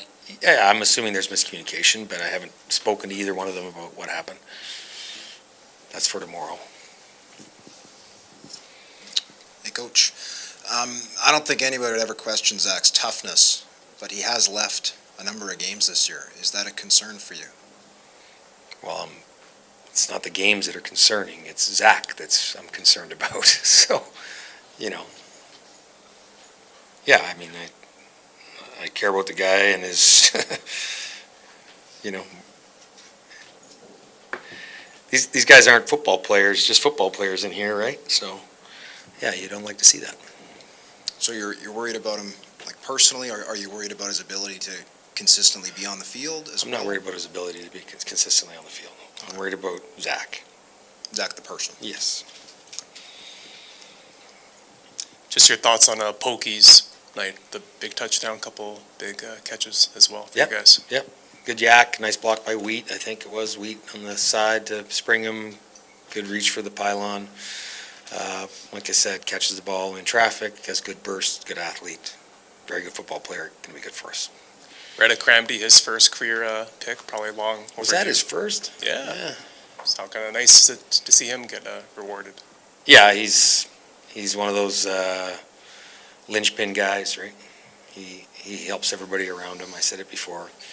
So him and Dietrich and Homie, in the back end, they sort of, everything runs through those three guys, and Retta's a major part of that. So nice to see him get a pick. Obviously, Zach going down doesn't help, but no points in the second half. What did you just kind of see offensively, second half for you guys? Yeah, I guess without looking at it, it's probably not fair to comment on it. I mean, we didn't score any points. You said it right there. The play where the Riders have the ball back down on their 1 yard line, Trevor Harris throws a deep pass for 40 whatever yards it was. Just what did you see on that play, and just how kind of backbreaking of a play was that, I guess? Well, you can still stop them. They're still on their side of the field, right? It's one play. It's a matter of picking yourself up again. Did we hold them to a field goal there? Yes. Yeah. So rally and try and stop them from getting to field goal range, right? They managed to get in the field goal range. I think they got a PI a couple plays later. They ran the ball, then they got a PI, so they get into field goal range. But we managed to hold and limit the damage to 3, so that's pretty good. Do you like them see them come off the 1? No, but it's a young guy trying to make a play, and it's he'll learn. What stands out the most about Trevor Harris in these just the season overall, and now after seeing him twice in person? Yeah, he's precise. He knows where he wants to go with the football, and he delivers it. And I still think our defense played pretty damn well. Coach Eddie Huban, City News, how you doing? How difficult is it to respond after losing your starting quarterback like that, especially given the critical juncture of the game that happened in? How did you feel your team did respond after that moment? Well, once again, I think I'd have to look at it. We did manage to piece together a couple drives. It just didn't end up in points. Can you just take me through that play when Zach got hit? Was there a missed assignment there on the blitz when Reeves came in and made that hit? Once again, it's unfair of me to talk about it right now until I take a closer look. So I'm gonna stop it there. Just one more question about Brady Oliveira. He addressed. Was there a missed assignment on that blitz? No. We looked at it earlier. There were 7 players coming. Winnipeg had 6 in protection. Reeves was free off the edge and hit Collaros looking to his left, hit him on his right. The question previous to that was about, how the team responded following the injury to Collaros. And in Mike O'Shea's words, I thought we pieced together a couple drives. Does that sound like Mike O'Shea to you, Zach? I thought we pieced together a couple drives. What did you think? Doesn't sound like how do Mike you O'Shea to me. interpret that? That's very, as somebody who's covered every day of the Mike O'Shea, Kyle Walters era, that sounds to me like Mike saw what I saw. When Collaros went down, there wasn't much happening. Yeah. I'm being very diplomatic right now. Being very diplomatic. I don't but I need think to there's be a lot diplomatic. of Bomber fans out there, Schnitzy, that are feeling that way. That you know, when Collaros goes down, that's catastrophic. No hyperbole. Catastrophic. Well, maybe a little hyperbole. But there's a lot of people in the chat, a lot of people on social media, a lot of people I saw at the game in the car ride home who were like, this run is over. We're done. Collaros is done. This team is a shadow of its former self. It's gone off the cliff. I disagree with this. Go ahead. Yep. I'm not there yet, Darrin. I'm really not there yet. But if Collaros is out for any length of time, this team is in serious trouble. And I don't think that you had Schoen go down, right? I don't think you have a first-year offensive coordinator who's trying to find his way. With Chris Streveler at the head of this offense, I don't think they have the ability. They maybe limp into the playoffs, Darrin. Maybe the crossover, depending on what happens with Ottawa and Toronto. But I don't see this team winning a playoff game in its current iteration. I mean, this defense can maybe hold it together, but can the offense do enough to win you a game without Zach Collaros? I don't know. Now, if Streveler's the starter and he gets a full week of practice, he gets a full week of starters reps, right? I just realized I was muted. And you have Ontario Wilson in. Maybe you get Cam Eccles in instead of Dylan Mitchell, who again did very little. You're very optimistic, Schnitzy. And what I'm saying commend is, you for that, because if it was just me here crapping on things, I think people would just be like, well, I'm checking out. So good on you. I'm going to take a firm I'm being stance honest. I think there is a path. I think we have a good defense. I think Vavil's going to be replaced by Demario Houston. And if he's not, something is up. Something is up if Houston isn't in next week. Well, his body language on the sideline. I want to take a firm stance here, Schnitzy, just to on what you're talking about. Okay, on your exact point, whether it's Chris Streveler or Terry Wilson, and like it's not going to be Chase Artopius. He's on the practice roster first year in the league. It's not going to be him. Whether it's Streveler or Wilson, okay, there is no path to season success for the Blue Bombers without Zach Collaros. That said, important context, we do not know. You can presume and guess and think and wonder till the cows come home. We do not know the health status of Zach Collaros. Because when he got hit earlier this year, people were saying, what is that? 15 concussions? What is that? 9 concussions? What is that? 50 concussions? We do not know his health status. We do not know his prognosis. We do not know if he will play again this year or ever again or not. We do not know. Very important context. But what I am saying firmly, there is no path to season success for this Blue Bombers team without Zach Collaros. Not with Chris Streveler, not with Terry Wilson. Can I play devil's advocate? And another CFL team will not just trade a starting caliber quarterback to the Bombers. It's not happening. That doesn't happen. Nobody's going to help the team that's been in 5 straight Grey Cups get to a 6th. Give me Dustin Crum. Why? He's winning. He's winning. So Vavel allows that 48-yarder, Darrin, and then allows a 29-yard pass interference. I still want to get to the pass interference. DB, here. Let me just play counterpoint. I don't fully disagree with you. Streveler prior to this game was 2-0 as a starter. Give him a week of starter reps. Keep working on that Brady Oliveira screen game and dump off game. Get the run game going. This team can win. I do think they can win. They can win games. They can. Would I bet on them if Strevler is starting next week in Hamilton? No. You just saw Hamilton's running back go off today, Greg Bell. They have an elite attack. They don't really have much of a defense, but they have an elite attack. So, yeah, What does that have to do I with would be Winnipeg? very skeptical. I'm saying we're talking about Winnipeg's chances without Strevler, without Collaros, sorry, going Can they forward. win a game? Yeah, they can win games. I said there is no path to season success. Like giving this team an opportunity to win a Grey Cup, an opportunity to win a Grey Cup. I'm not talking about winning a Grey Cup because that's even slimmer.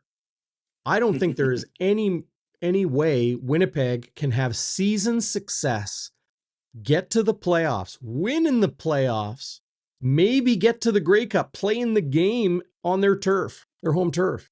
I do not see that happening without Zach Collaros. Yeah, I'm not fully disagreeing with you. I'm just saying You're more optimistic than I. we'll see. I commend you. I really do. I'm a little bit more optimistic. Yeah.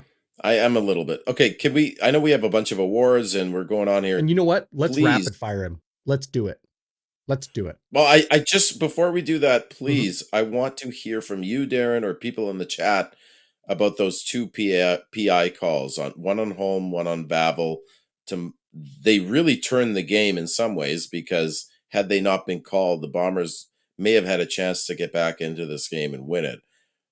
From my vantage point, I'll admittedly only on the 11-yard line. I didn't see, I saw maybe some hand fighting. Okay. I don't know. You didn't like the what did PI? you see on those plays? Yeah. It didn't look like PI to me, but I was on the 11-yard line. I don't see the whole field, and I'm obviously biased. I'm the super fan, Darren. You asked me what my take is. I don't really think about it. I don't care. Not important. Not important? No. 29-yard PI when the game is in the balance? That's pretty important. I'm not saying it's the reason the Bombers lost, but it played a role. Where are we right now? We're talking about, like what I just said about the season. I don't see some PIs in a game that they lost when they lost their quarterback as I just Okay. I'm Bomber fans saying neutral Vavel. on it. I'm Switzerland. Okay. I'm Switzerland on those. I got a Walby's Vavel Warrior. grabbed on and did not locate the ball. He said Bomber fans saying Vavel grabbed him and didn't locate the ball.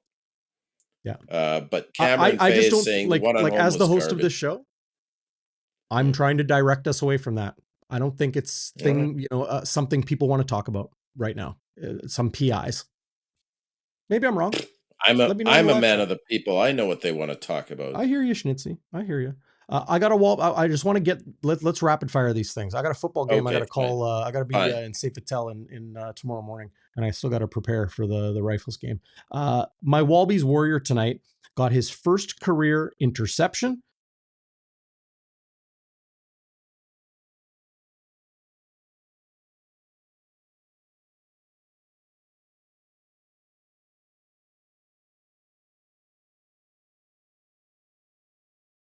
Son of a gun, Schnitzy. I muted myself again.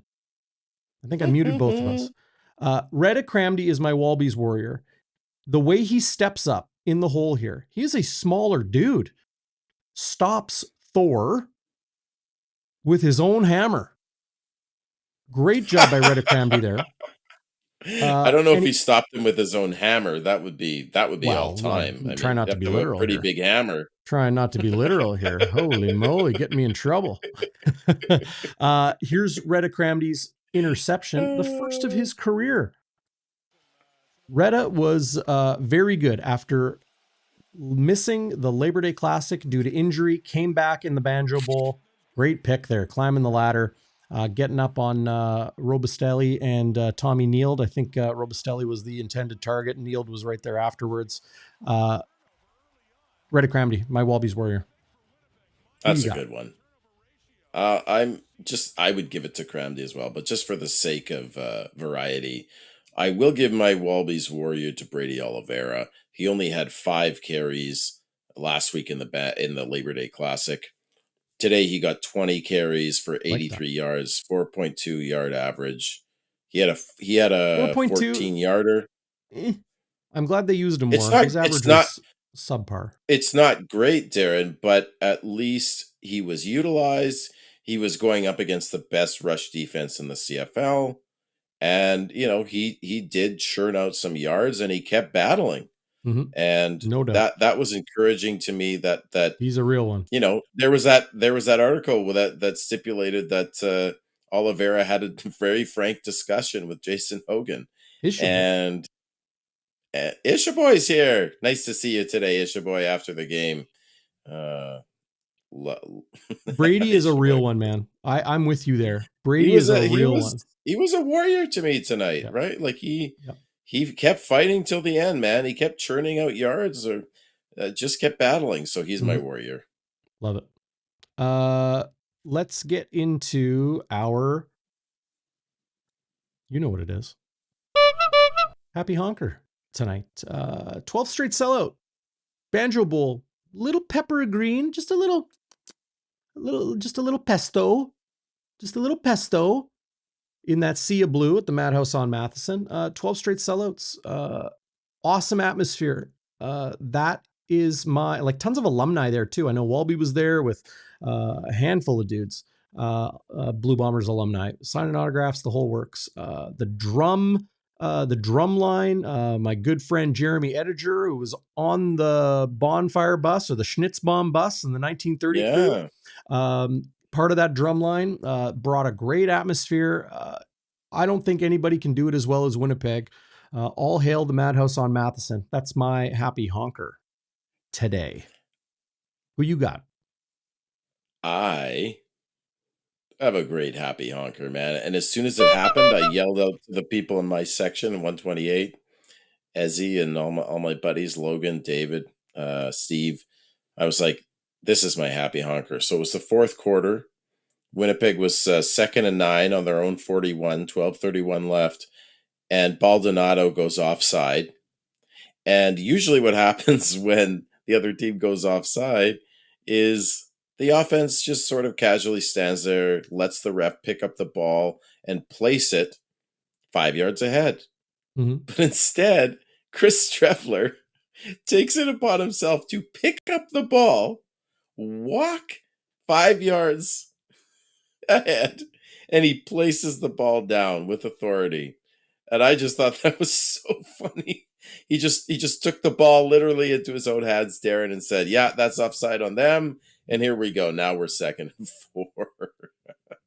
It was very Streffler-esque. That's kind of the guy he is. There was tons of swagger.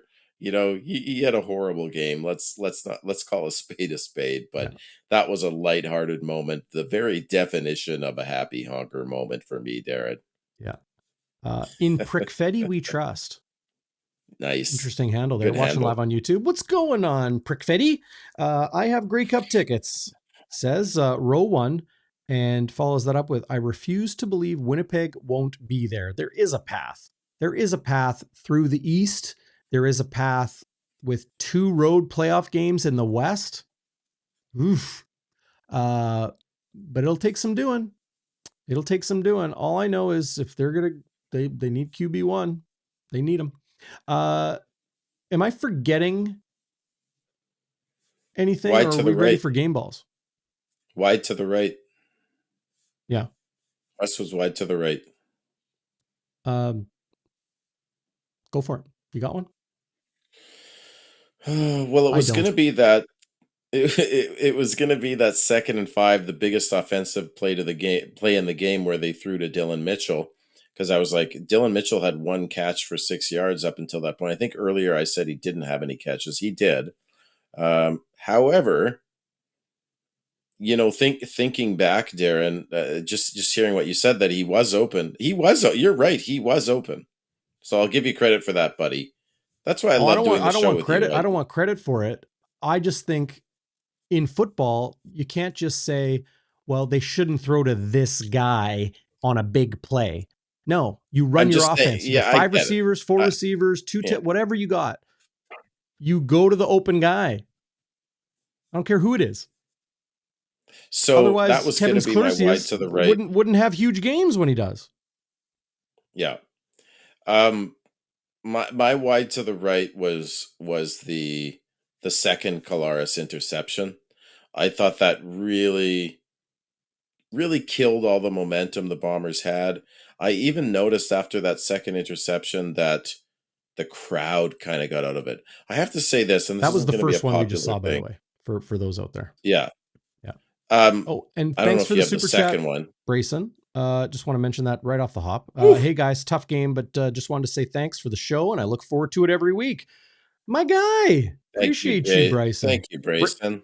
Brayson, Holy, I'm gonna get rich today, buddy. speak for yourself.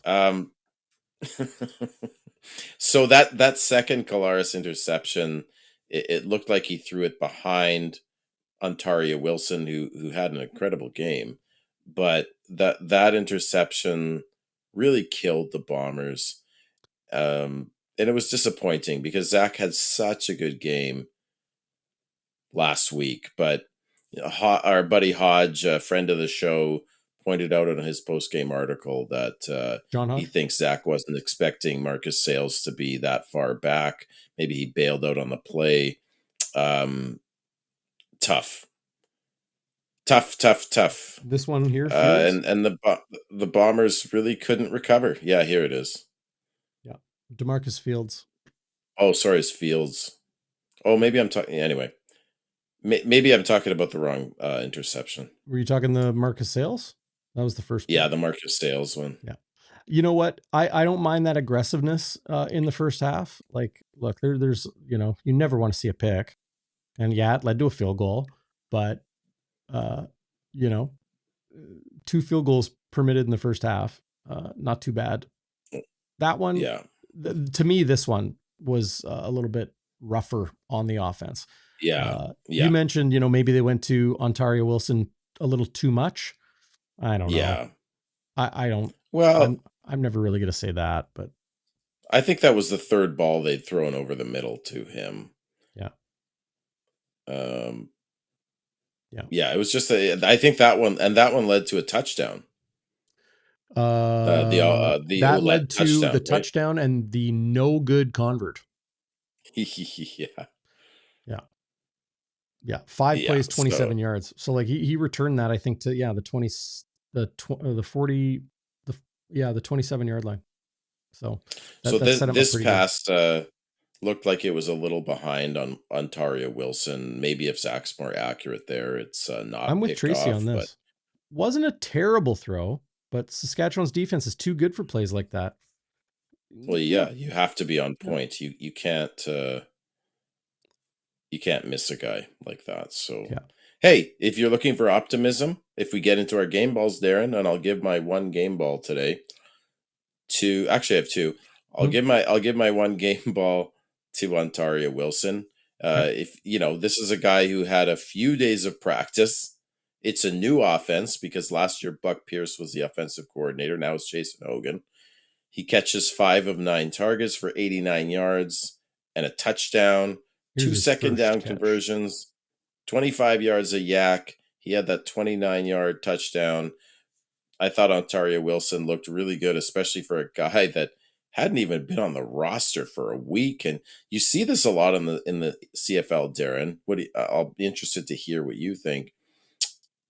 You see guys that are elite in the CFL, they go try and take their shot in the NFL. And whether they're on a training camp or practice roster, when they come back to the CFL, they often don't perform very well, either because they're not used to the 3-down game or they're overly confused with playbooks or whatever it is. You don't feel that's a generalization? I don't know if that's. I think I'm not saying it happens all the time. I've just seen it. I've seen it happen a number of times. I don't think it happens the majority of the time. Or like, remember Adam Bighill came back from the NFL, won Defensive Player of the Year. Let's settle on it happens half the time.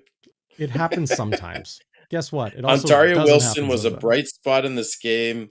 So there's something to build on. That's encouraging. Although if Chris Streveler is throwing the ball, I don't know how good that's going to go. My other game ball, and fans aren't going to like this. It goes to the Riders coaching staff.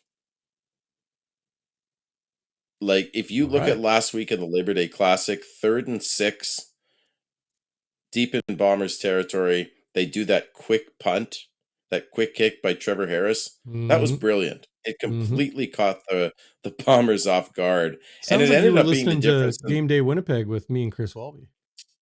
Oh, of course not. I thought it caught the defense completely off guard, and they got a point out of it, which ended up being the difference in the game. And today you saw the Riders try and ice the game by bringing in Tommy Stevens. And he got a couple of first downs. He killed the clock. It was a great change of pace maneuver. The Bombers defense, they had a hard time adjusting to it, playing to the, and I just thought it was another clever maneuver by the Riders. And I've heard a lot of people in Bomberland saying 𝘎𝙤𝙤's been outcoached by Corey Mace 2 weeks in a row. Maybe. Sorry, you said who said that? Maybe. I've just heard that from a lot of folks that the Bombers have been outcoached by the Riders in the last couple of weeks. Oh, really? You've heard? Well, okay. Yeah, I've heard a lot of that. I'm not sure I totally agree. Today, no. Last week, as I mentioned, Walby and I got into it. He disagreed immensely. Just shout out Yoshi here, by the way. Pretty awesome. TSN highlighted that. His first game back in Winnipeg after signing with the Roughriders. Missed all last season. That's why it was his first game here in Winnipeg in green. First game returning to Winnipeg in green. He played for the Riders before he played for the Bombers. Did you know that, people? Oh, yes. BC too. Last week, Corey Mace outcoached Mike 𝘎𝙤. All game. Multiple situations. The Trevor Harris situation, 𝘎𝙤's decision making, on first and goal, deciding to kick a field goal, 10 yards out, some of the midfield decisions, field position decisions. Corey Mace outcoached Mike 𝘎𝙤 last week. I think Saskatchewan nearly shot themselves in the foot. They cleaned those things up today. This was a very close game until QB1 gets hurt. This is a QB league. It's a QB league, the CFL. Bart retiring the Bonfire Hat. Boo. Boo, Bart. Boo, Bart. Bart and his wife were on the Schnitzbaum bus. Great guy. Great to talk to you, Bart. Hope you have a good night despite this loss. Hopefully see you next year. Game balls for myself. Nick Dembski. I'll give one to Retta and Keyshawn Johnson. All right. Yeah, you love that Keyshawn. He's good, man. I played receiver. I like watching the receivers. I was a goalie growing up. I stunk at both. But I love watching the goalies, love watching the receivers. I mentioned this before you joined today, Schnitzy. Watching Dietrich versus Keyshawn, watching Nichols versus Johnson, awesome. Loved it. Yeah. Last week, this week, I think Keyshawn maybe got a little bit better at Dietrich in the Banjo Bowl. I think Dietrich, it didn't shut him down, but got the better of Keyshawn last week in Regina. Those are two of the best. Watching them go head to head was awesome. Loved it. Yeah. Well said, buddy. That's awesome. Yeah. Can I give a game ball to my old pal Marcus Sales? Whenever I see Marcus, I remember when he was a member of the BC Lions a couple of years ago. The CFL, the league, flew me out for the Western semifinal between the Lions and the Stampeders to do some work for CFL.ca. I saw Marcus in the tunnel the day before the game or something like that. And he's like, ah! And he runs up to me, gives me a big bro hug, that's the type of dude Marcus Sales is. I miss that guy. I miss him in Winnipeg. Just great energy, always accommodating to, my media requests to him, and just a good dude. Had an interception tonight. Nice. I'll give one to Yep. Say Less, Marcus Sales. What about Michael Griffin with 11 tackles? Did he? I didn't even Yeah. notice that. Yeah, Sheesh. well, Didn't even notice that. Bombers are in Hamilton next week, Friday, September 12th. They then travel to Ottawa to take on Dustin Crum, Drew Brown. Don't know. What a comeback win for the Red Blacks last night. oh my God, a huge favor to the Bombers. That'll be an interesting game on in week 16. Then the Ticats come back to Winnipeg on Saturday, September 27th, 2:00 game on a Saturday. Like that. I like that. 2:00 home game at the Madhouse. Could that be 13 straight sellouts? Oh my gosh, the Bombers are 3 games away from selling out the whole, 3 games away from selling out the whole season. Nuts. This bye week, long time coming. 11 games between bye week 2 and bye week 3 for Winnipeg. This is a lot of Eastern games. East next week, Hamilton. East, Ottawa. East, Hamilton, bye week. Then back to the West, Edmonton, Sask, and the Montreal Alouettes, week 21 at home, October 25th. We'll see how all those things shake out, Schnitzy. Man, I hope Collaros is okay. Yeah. I hope he's all right. Football aside, can I ask he's you? all right. Of course, absolutely. That's the number one, right? Can I just ask you in the chat one thing before we finish up? Dan, Jets fan, love that guy. Great to see you last night, Dan. Great to chat with you and get to know you better. He's just he's such a devoted Bonfire and WST viewer and listener. He was on the 1930 crew with us, him and his daughter. Great guy, Dan, Jets fan, just like all of you, and that's why we do this, right? He just loves Winnipeg sports, and we love you guys. That's why we do it. If you weren't at the Prairie Rivalry Bash last night, come next year. It's a great time. Lots of Bombers and Riders friends, giveaway, live band. Sandy was there. Darrin was there. Other folks. Darrin, here's my last point. You talked. We showed the 𝘎𝙤 presser, and I think you kind of held back there a little bit. But what I gathered from you is that there's something kind of up with 𝘎𝙤. Some of the in-game decisions this year, some of the roster stuff, his demeanor, saying things he doesn't usually say. You even have waiters here in the chat saying he wonders if 𝘎𝙤 will be here next year. I'm not there, but I'm wondering if something's going on with 𝘎𝙤. Like, is he getting burnt out? Is he frustrated? Is something going on personally even? He just doesn't seem to have the same pep. He seems to almost be a little bit lackadaisical. Like, I'd like to see him a little more pissed off. And maybe 𝘎𝙤 behind the scenes is pissed off at the team. I don't know. But I don't know, Darrin. There's just something a little bit off about him. Do you feel he's lackadaisical as compared to previous years when he was not lackadaisical in the same situation? Or is it that Winnipeg started 0-4 last year, and those were very close losses, and they turned it around and they got to their 5th straight Grey Cup appearance. This year, they come out of the gate good. They then get the absolute pants blown off them. Win a game, lose a game, but they got pummeled by Calgary. They got pummeled by Toronto, a 2-win Toronto team. They got pummeled by the Argos. They beat them the next week in Winnipeg, but they got pummeled by them the week before. They've started, Collaros has left 3 games. He's taken 2 shots to the head. He's left 3 games due to those shots. Not a headshot, just a shot, and took the brunt in the head, took some of it in the head. But he's left 3 games.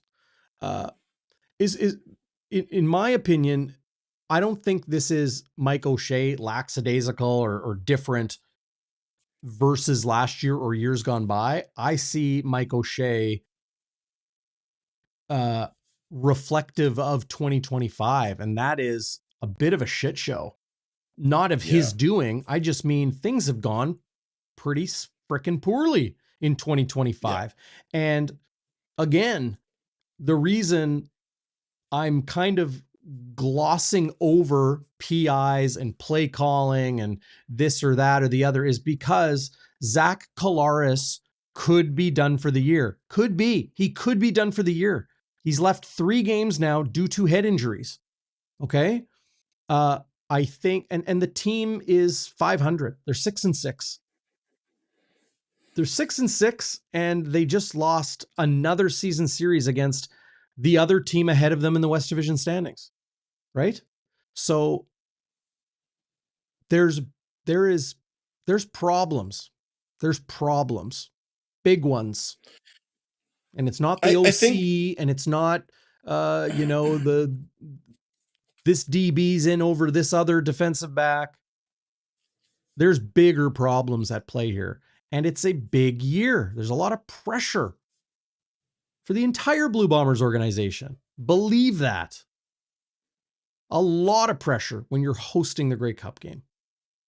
Mm-hmm. The Good party point. In November in Winnipeg all week long is going to be off the charts, bar none.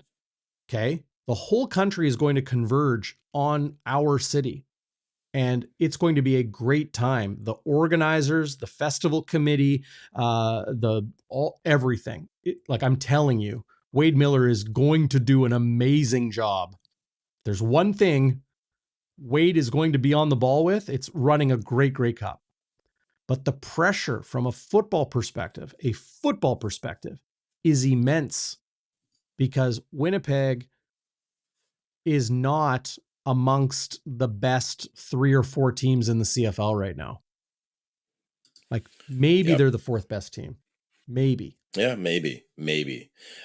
Without Collaros, they may not even be in the middle tier. Yeah. Darrin, I guess I appreciate what you said, not lackadaisical. I think you're right. You know what it is for me? I just came to it. He seems a little bit defeated. That would be my description of his demeanor lately. And I think you may be onto something, that all the pressure. I don't think maybe he's not used to having a team like this that is losing like this. Because you're right, last year, it's not like they got blown out. They lost those first 4 games. They were razor thin margins. So is he questioning his MO? Pardon the cleverness there. I don't think he's questioning his mission objective. No. His modus operandi. Do you think it's possible he's saying to himself, my strategy, my coaching philosophy has worked. We've been to 5 straight Grey Cups. We've won 2 of them. Do you think it's his approach to coaching why there's big problems? I don't. No. I'm not saying that. No, I'm not saying that. I thought that's what you were saying. But I'm wondering. No. I'm wondering if he is questioning himself, saying am I? Because he's always trying to get better, despite what you see in the media. No. I just think shit's going bad. Like, just because you lose, it's not always on your the grand scheme approach, right? Broad scheme approach. I think sometimes you lose because, your number 1 receiver is done for the year and your, 2 of your best defensive backs are injured. And, you got changes on the O-line and injuries there. And you got young coordinators. And you have a quarterback that's suspended week 1, in week 2, out week 3, or whatever it was. In and out and in and out. And head injury, and now a third one. The first 2 could be argued they're the same one, but has left 3 games due to head injuries. Shit's just going crappy.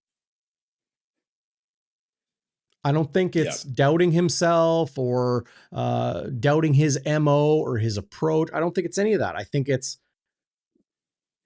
rough day at the office, rough week, rough month, rough year, whatever. I don't think it's anything deeper than that. That's my take. And maybe is he possible? Yeah, well, I did. Is it possible he's frustrated with the personnel? Like, does he not think he's been given enough talent to work with? Just questions. I don't think hey, that's listen. the issue. Coming into this year, I said it. I think Winnipeg is I know, a deeper, more talented team too. this year than they were last year. Like, talent he was given. You lose QB1, you lose WR1, you lose cornerback 1, you know, like losing Jamal Parker. Who else are they missing?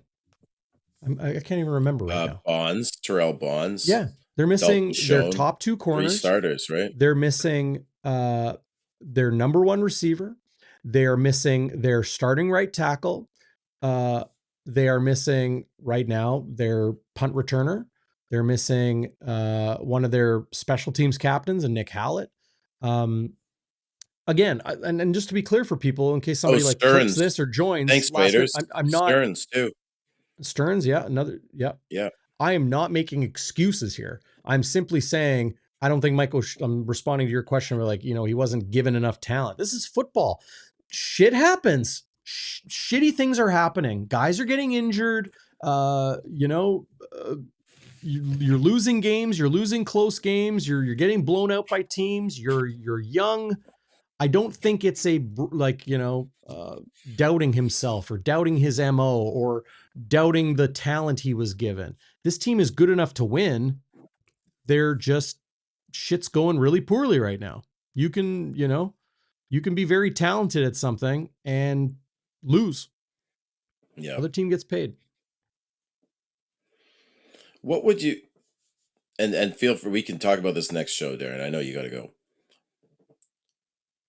What is the number one reason this team is 6-6 and not 8-4, 10-2? The number one reason. Yeah, if you had to put your finger on it.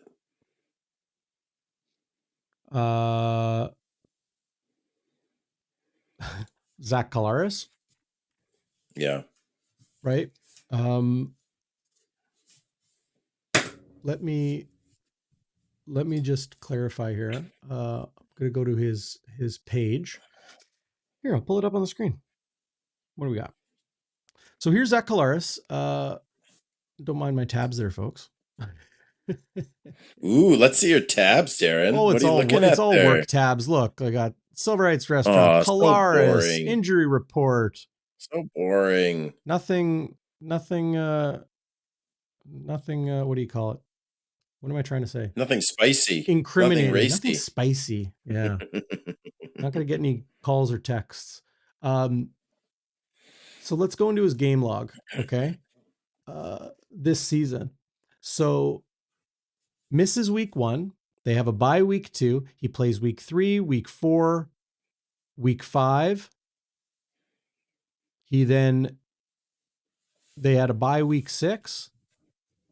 He plays week 7. He gets hurt in week 8, misses 9, comes back for 10, 11, 12, 13.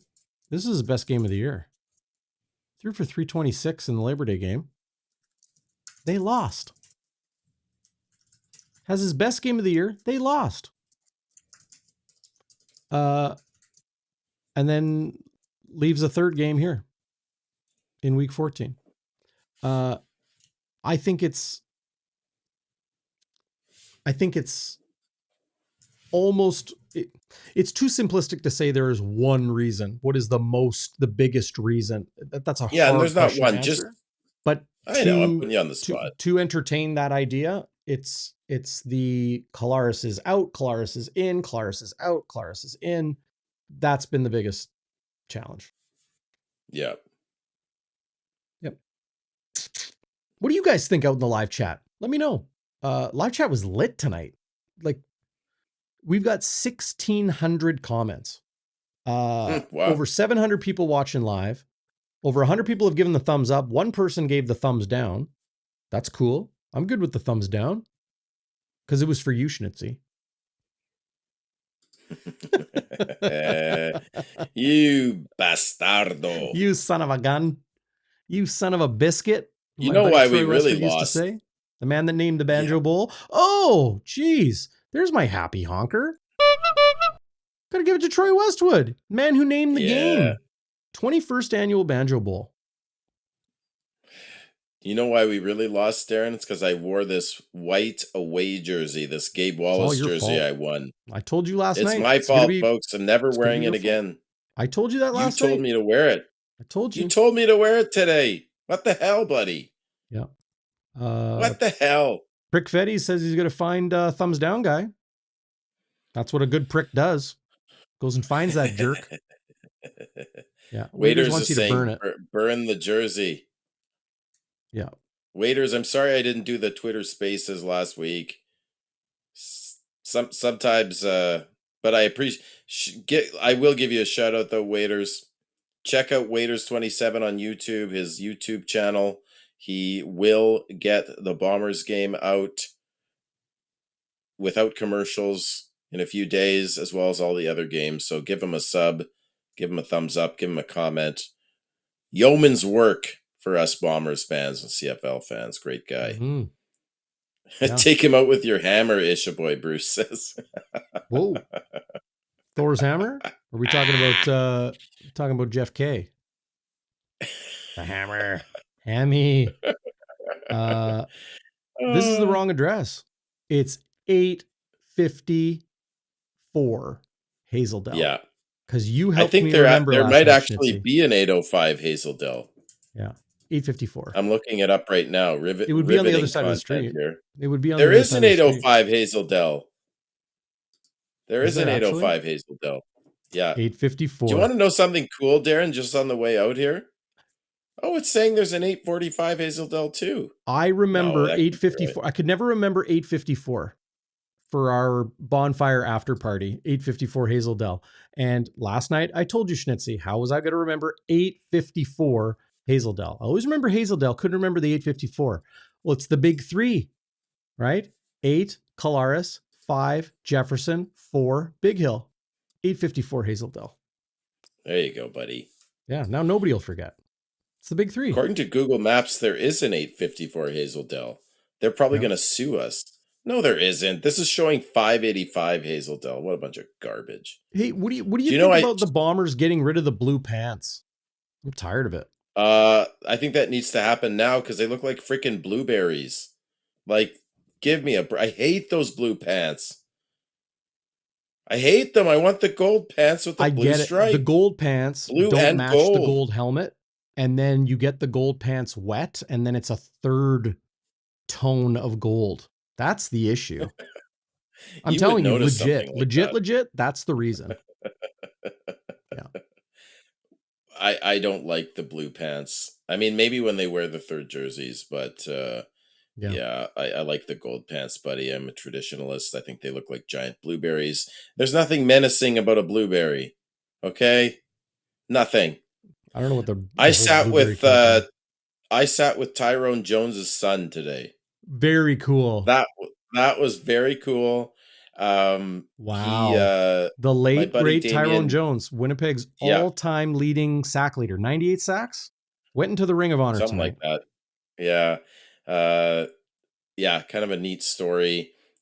I won't get into the personal details, but it was cool that he got to be there. My buddy Damien gave him the tickets. Yes, Waiters and Ezzy was there. That was awesome as well.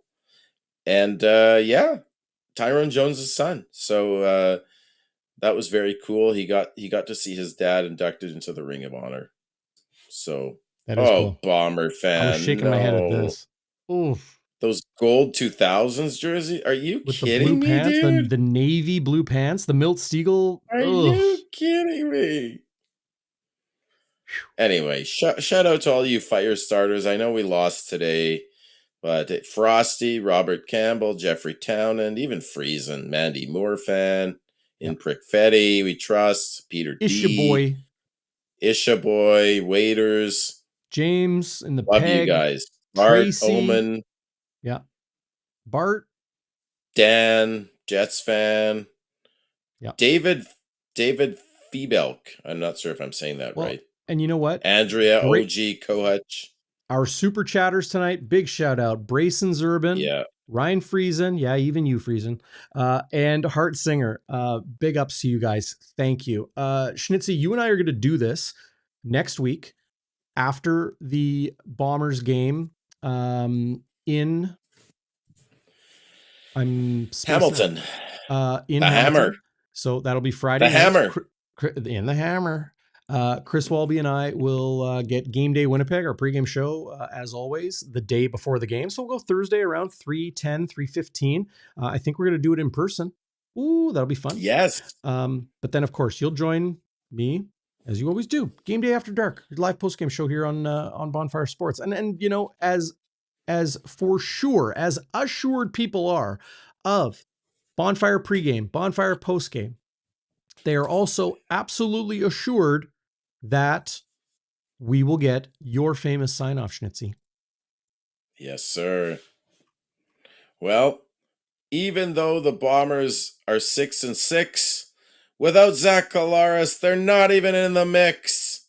Sayonara, everybody.